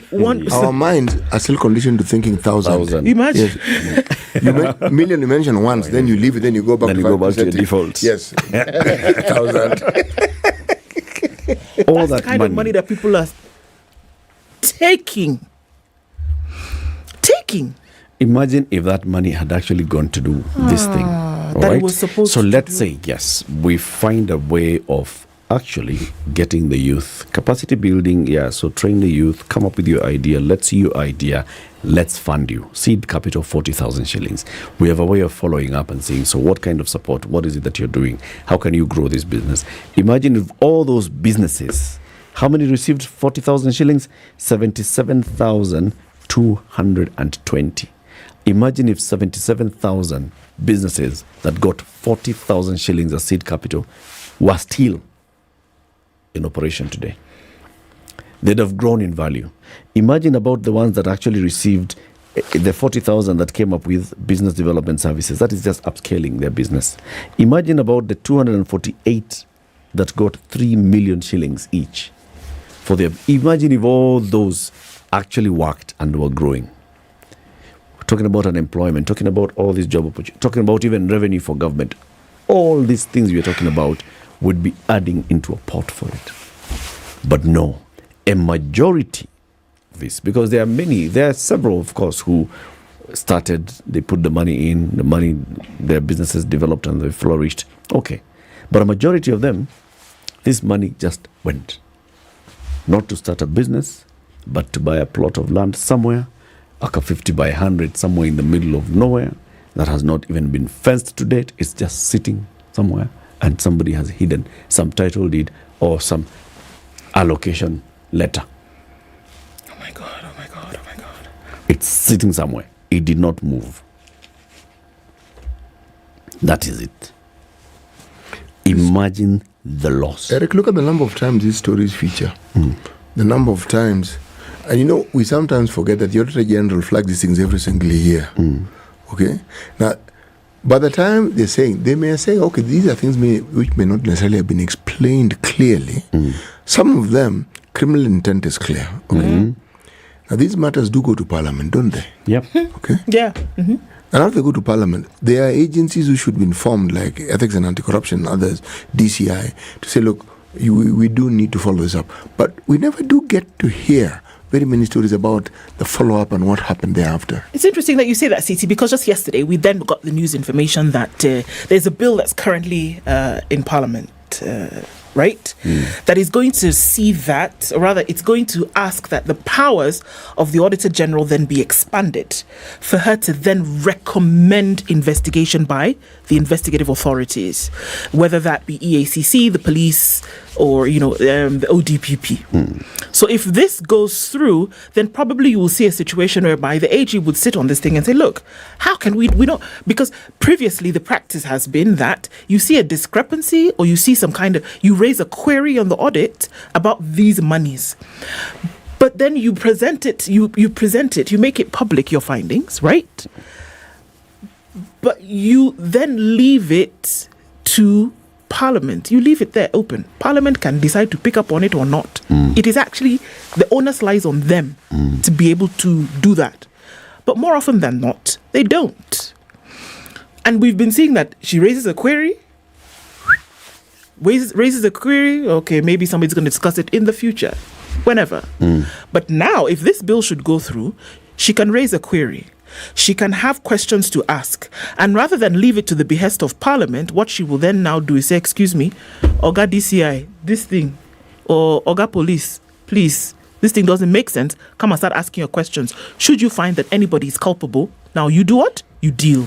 There are all these committees in Parliament that are supposed to deal with these matters. The unfortunate thing with this lovely country called Kenya is when the Auditor General raises some of these hairy issues, you think there's a crime suggested. Something will be done. Something is done, but it's not what you expected. Something is done very well. There's a big broom and there's a carpet. You figure out what happens with those two items. The process, and you're told in advance, the process of doing the broom, the things that it gets under the carpet, that thing will also cost you more money. Precisely, because everything we're talking about there is money. We have to buy a broom. Now we need a broom. We need a carpet. And a room big enough to hold the carpet. And you know this thing is big. It can't be swept by one person. No, many people. This committee has around 20 people, and they're good at sweeping. And they all need a broom, man. Some need a mop. And then there's a garment you wear when you're sweeping. Yes. Dust coat necessary. PPEs. Let's take a break. 28 minutes to 10. Kenya's biggest conversation. CT is back. And he's back to remind us that South Africa is one of the 4 countries outside Africa where EcoBank has presence. Yeah. The other, one of the 5. The other 4?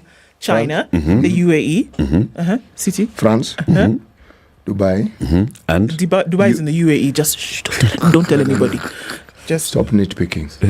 Dubai, UK, and of course South Africa. EcoBank is telling you what? A better what? A better way to do this, and all for a better Africa. Log into that platform wherever you are around the continent, and indeed in certain parts of the world, and make sure that your transactions remain seamless because you are plugged onto the platform. Definitely a better way for a better Africa.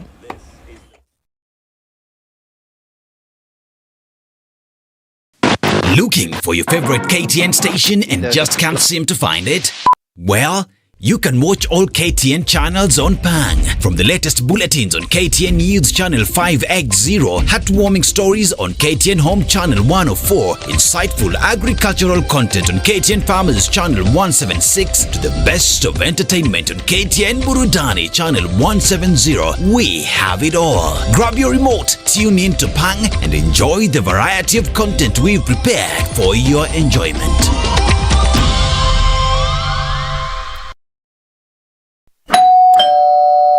Oh, finally! It's my Standard Courier delivery.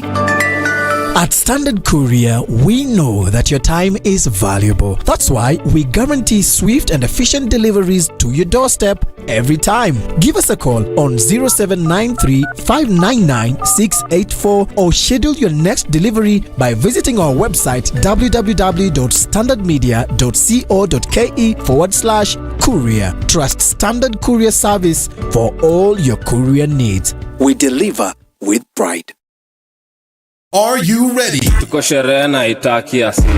9th edition of the Pulse Music Video Awards PMVA Gala is here with us. The nominations are for the Best Group of the Year. The gala will be going down on Wednesday, 21st of February at the Nairobi Street Kitchen. Who will be crowned as the best musician in Kenya? And the winner is... With 13 trophies to be won and lucrative prizes to the ego, who is going to be the star of the year?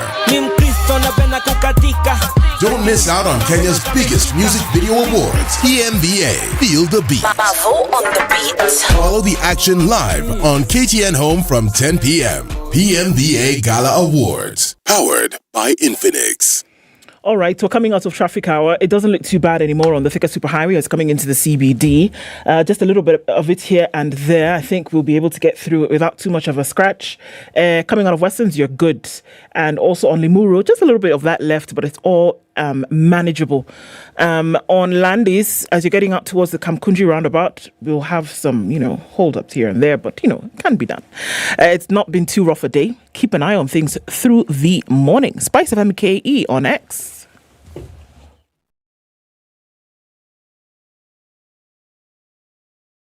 Mature, intelligent talk every morning. Spice up yourself.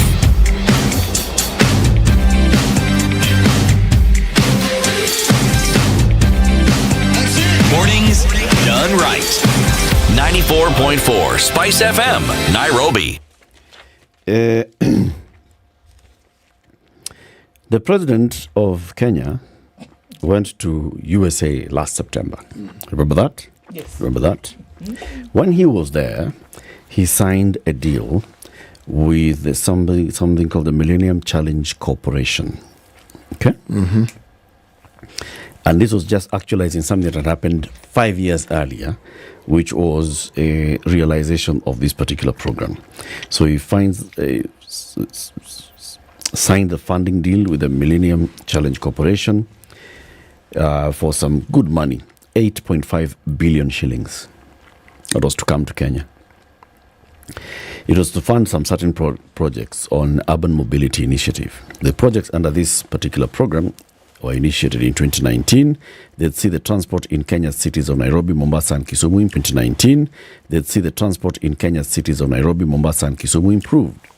The program is to focus on the transportation needs of pedestrians, develop more visible transportation options for women, provide financing support for the acquisition of climate-friendly buses for the energy emerging bus rapid transit network. And this will be the second phase of the program, where the first one, valued at 1.8 billion shillings, ending in 2027. The Kenya Urban Mobility and Growth Threshold Program will focus on 4 main areas, such as expanding transportation networks within the larger metropolitan area, building spaces for non-motorized transport, planning for future transportation systems, financing options such as rapid bus transit systems, as well as regreening the city. In short, this money, 9 billion shillings, 9 billion shillings, 60 million US dollars, is basically coming to look at these major cities, Nairobi, Mombasa, and Kisumu, and seeing our transport needs.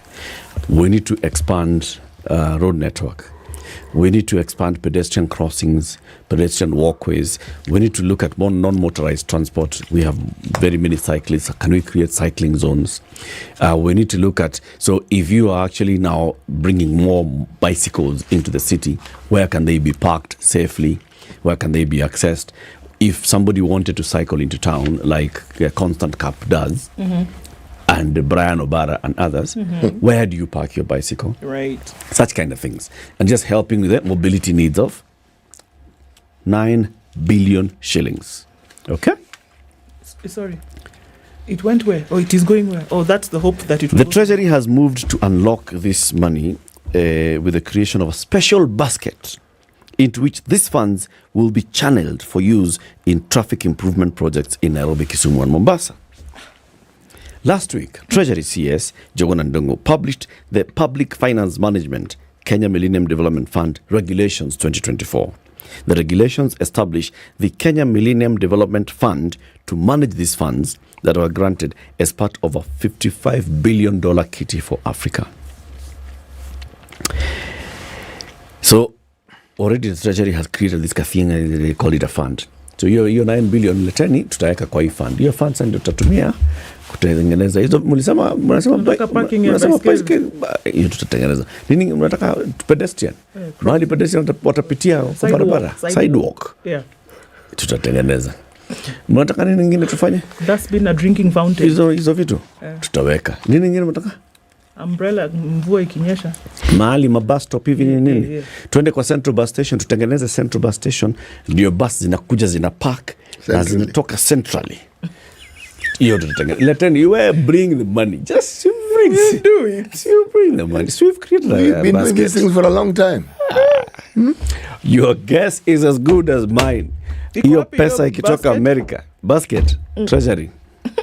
Come on. Come on. See, I'm show you. See, there's things they call BRT here. They even drew a red line. It got red and it became brown. It's coming. Have you seen a single bus? See. It's coming. You just keep waiting.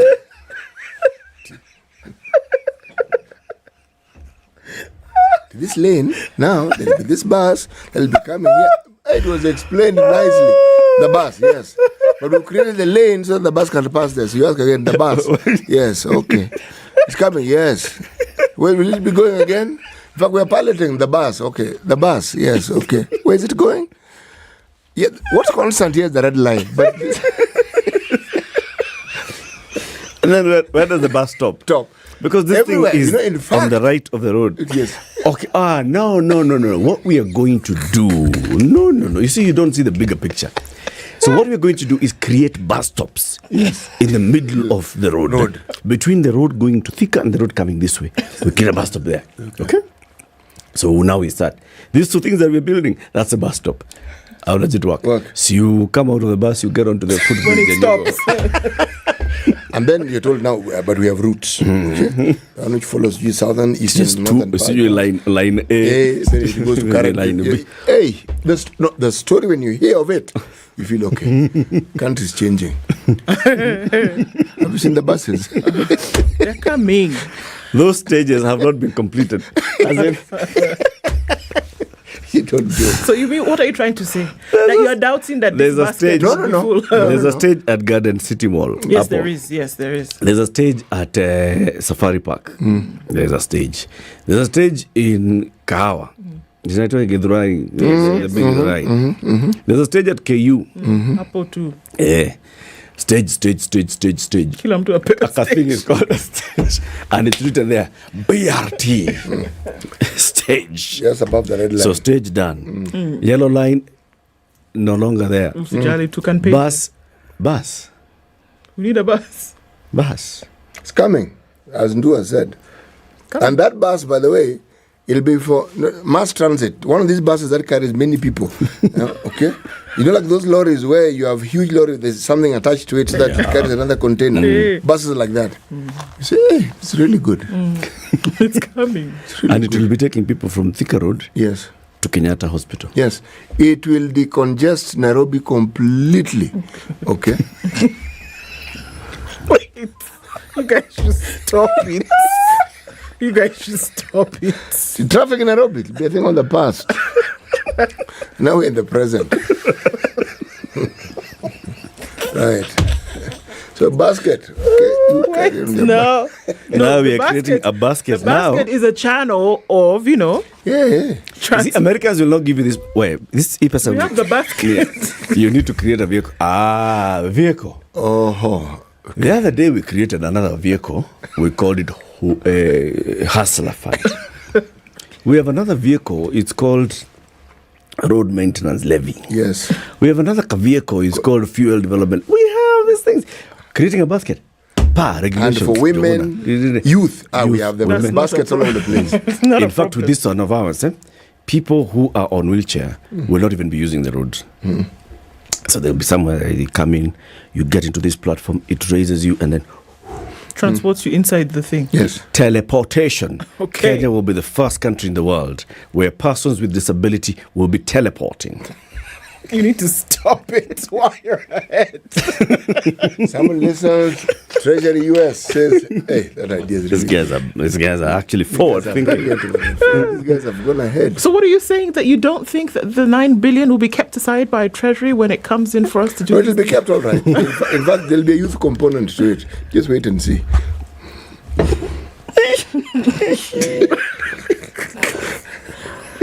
What did Professor Ndungu say? I need you to repeat that, please.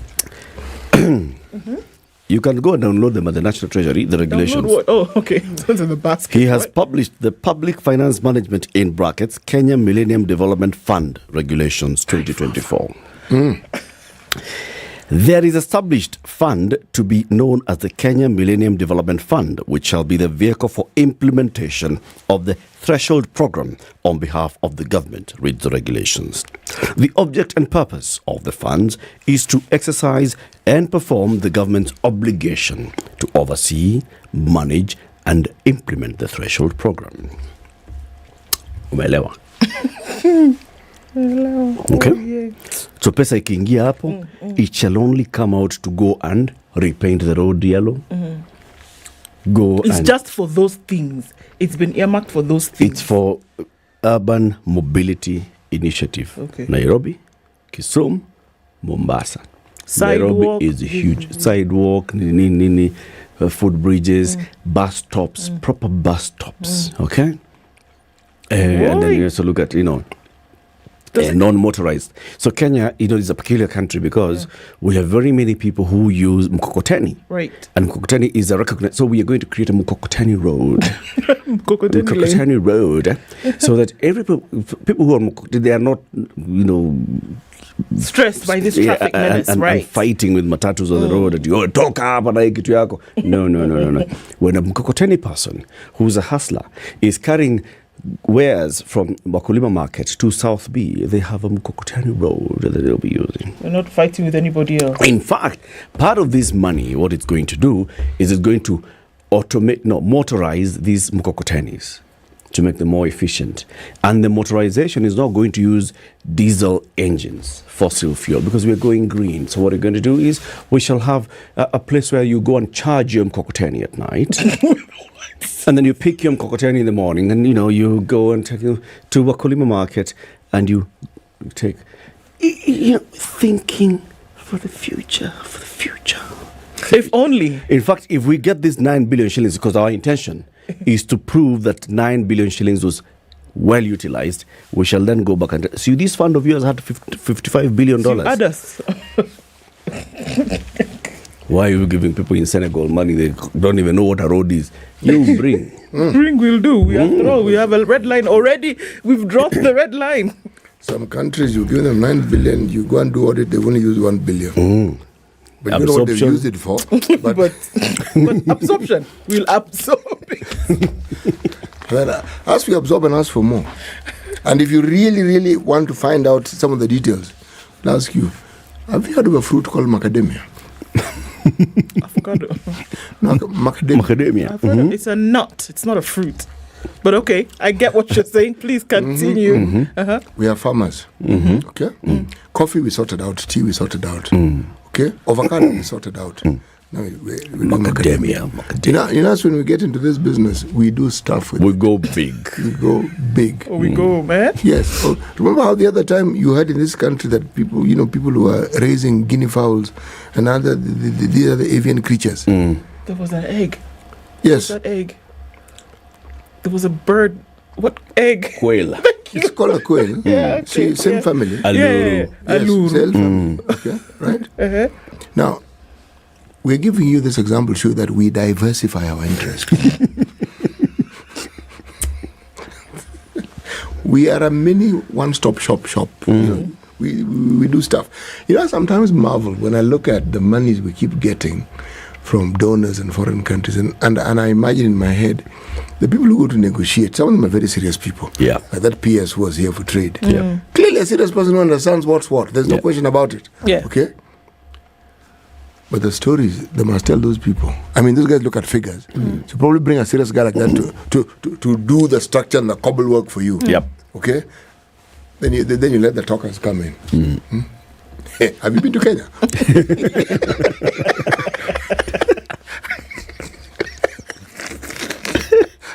We're the largest economy in Eastern Central Africa. All right? We are the gateway to the region. We are the peace beacon in the region. Stability. Our financial services sector is number one. In fact, we lead the rest of the world, not just in Kenya, on mobile money payment platforms.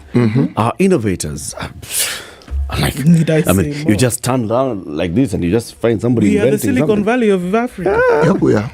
In fact, we've gone beyond the Silicon Valley. Every time I come across an article that seems to be communicating some issue to do with finances, I don't squirm. I just can't help marveling. And this one is the same marvel. What if only a decent fraction of this money was used for what it was intended? Imagine. Does it? Not even half. No. As in, we're even being lenient. And we're saying, even just take the money.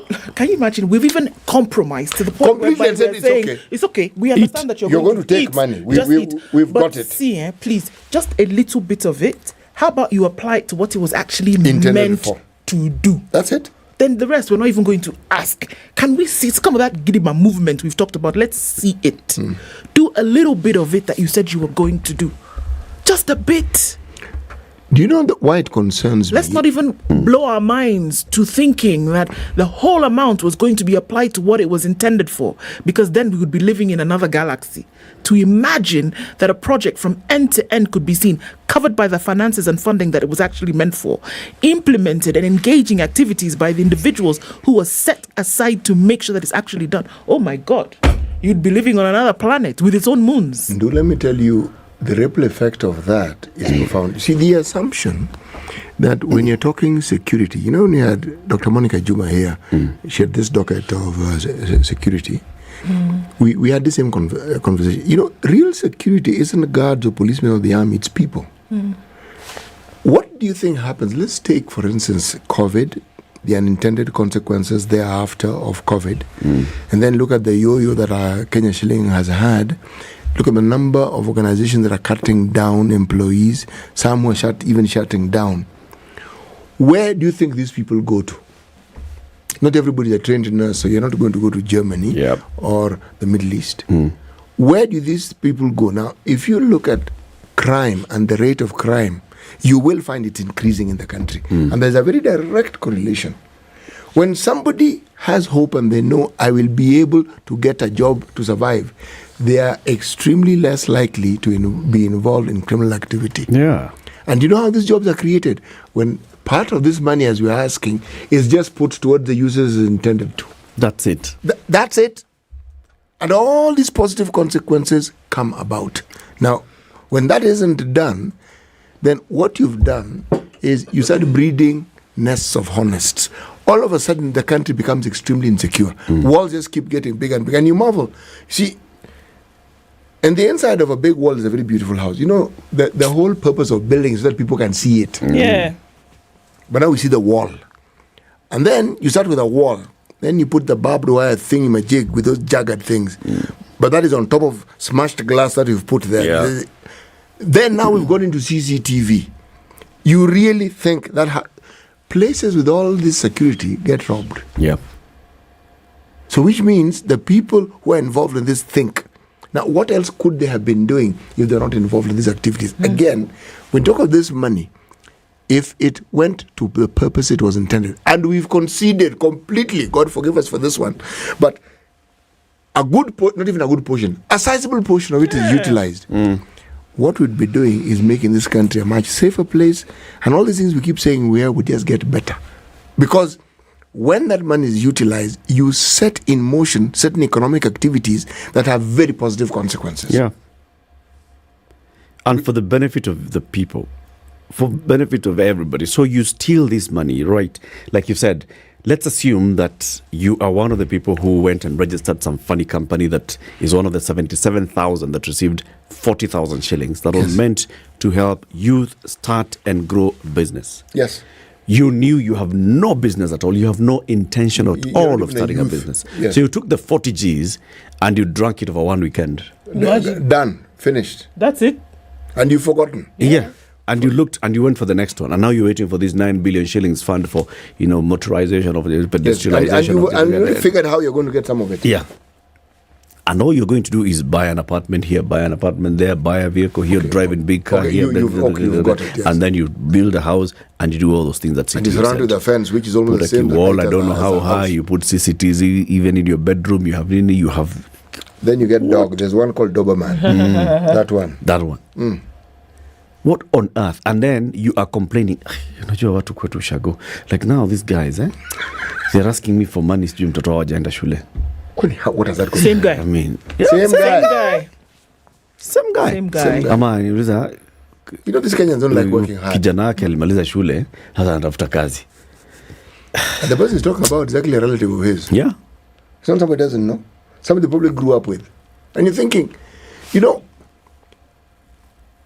I thought, there are things that happen in this country that blow your mind. When I extol the virtues of the Kibaki government, it's not that it didn't have problems. Some of the biggest scandals we ever saw in this country were in the Kibaki era. Lots of money went wherever they was not supposed to go. But, when I look at the changes that came about, changes which I thought I would never see in my lifetime, and I then saw the ripple effect, I was shocked. You could get a bank loan. You know why? Because somebody had set up a kiosk near the gate where you work. Yep. Seriously. Yep. To sell you a loan. And that's banking. Banking is actually based on trust. Forget this thing of securities, you blah, blah, blah, blah, blah. All of a sudden, you have a pay slip, you have a loan. It's not complicated. One of the things that many Kenyans did was they bought cars, because for us, it's not just a means of transport. It's asset. Sure, it is. It's everything. It's everything. People know that. Symbol. It's a everything. symbol of gravitas. People bought cars, and for the first time in the history of this country, taxis stopped being old cars. Because taxi by definition was old, really old cars. Now, when you see such changes, and suddenly people who ordinarily didn't fit the bracket of people who could be bankable or loaned money, suddenly could be loaned. Those 10 years changed the lives of so many people. But look at how the government benefited. Yeah. Look at how KRA benefited. By the way, the normal activities that Kenyans of good standing like being engaged in, making sure that you pilfer, yet you call it something else, was still going on. But the country genuinely was growing, and the trickle-down effect, as they call it, was actually happening. You know why? Money was going to where it was intended, and then people were also able to access it. So all you do, you don't need to wait for some fund. You just need to go to that local bank of yours, and you can access it. And without the realization that you actually being in a position whereby you implement some of these things, yes, that's a lot more actually does come to you. Yes, it does. It does. You have a lot more. When you we have a great understand deal this, more. That's what's going to break this horrible, horrible, horrible cycle. That where you feel that you can get the most you can get for yourself at that particular point in time, that your downfall is actually a lot quicker than you're it would digging be your own grave, otherwise. actually. You don't even know it. Yes. See? A lot quicker. Yes. That's what's going to... Look at just the billions of dollars, not shillings now, that has come into this country for all manner of things, way beyond the examples that we started off with. And again, the question, imagine the positive changes we would witness if this money was used, a fraction of it, we're saying fraction, for what it was intended. Just imagine for a single second. As in, we would be so far ahead. And like you're saying, CT, even during that time, it is during that time when this e-citizen idea was mooted. Yes. And look where we are today. Yes. Yes. It's because you start something and then you just focus on getting it done. Now we are looking and seeing money is coming from America. It is 9 billion shillings. And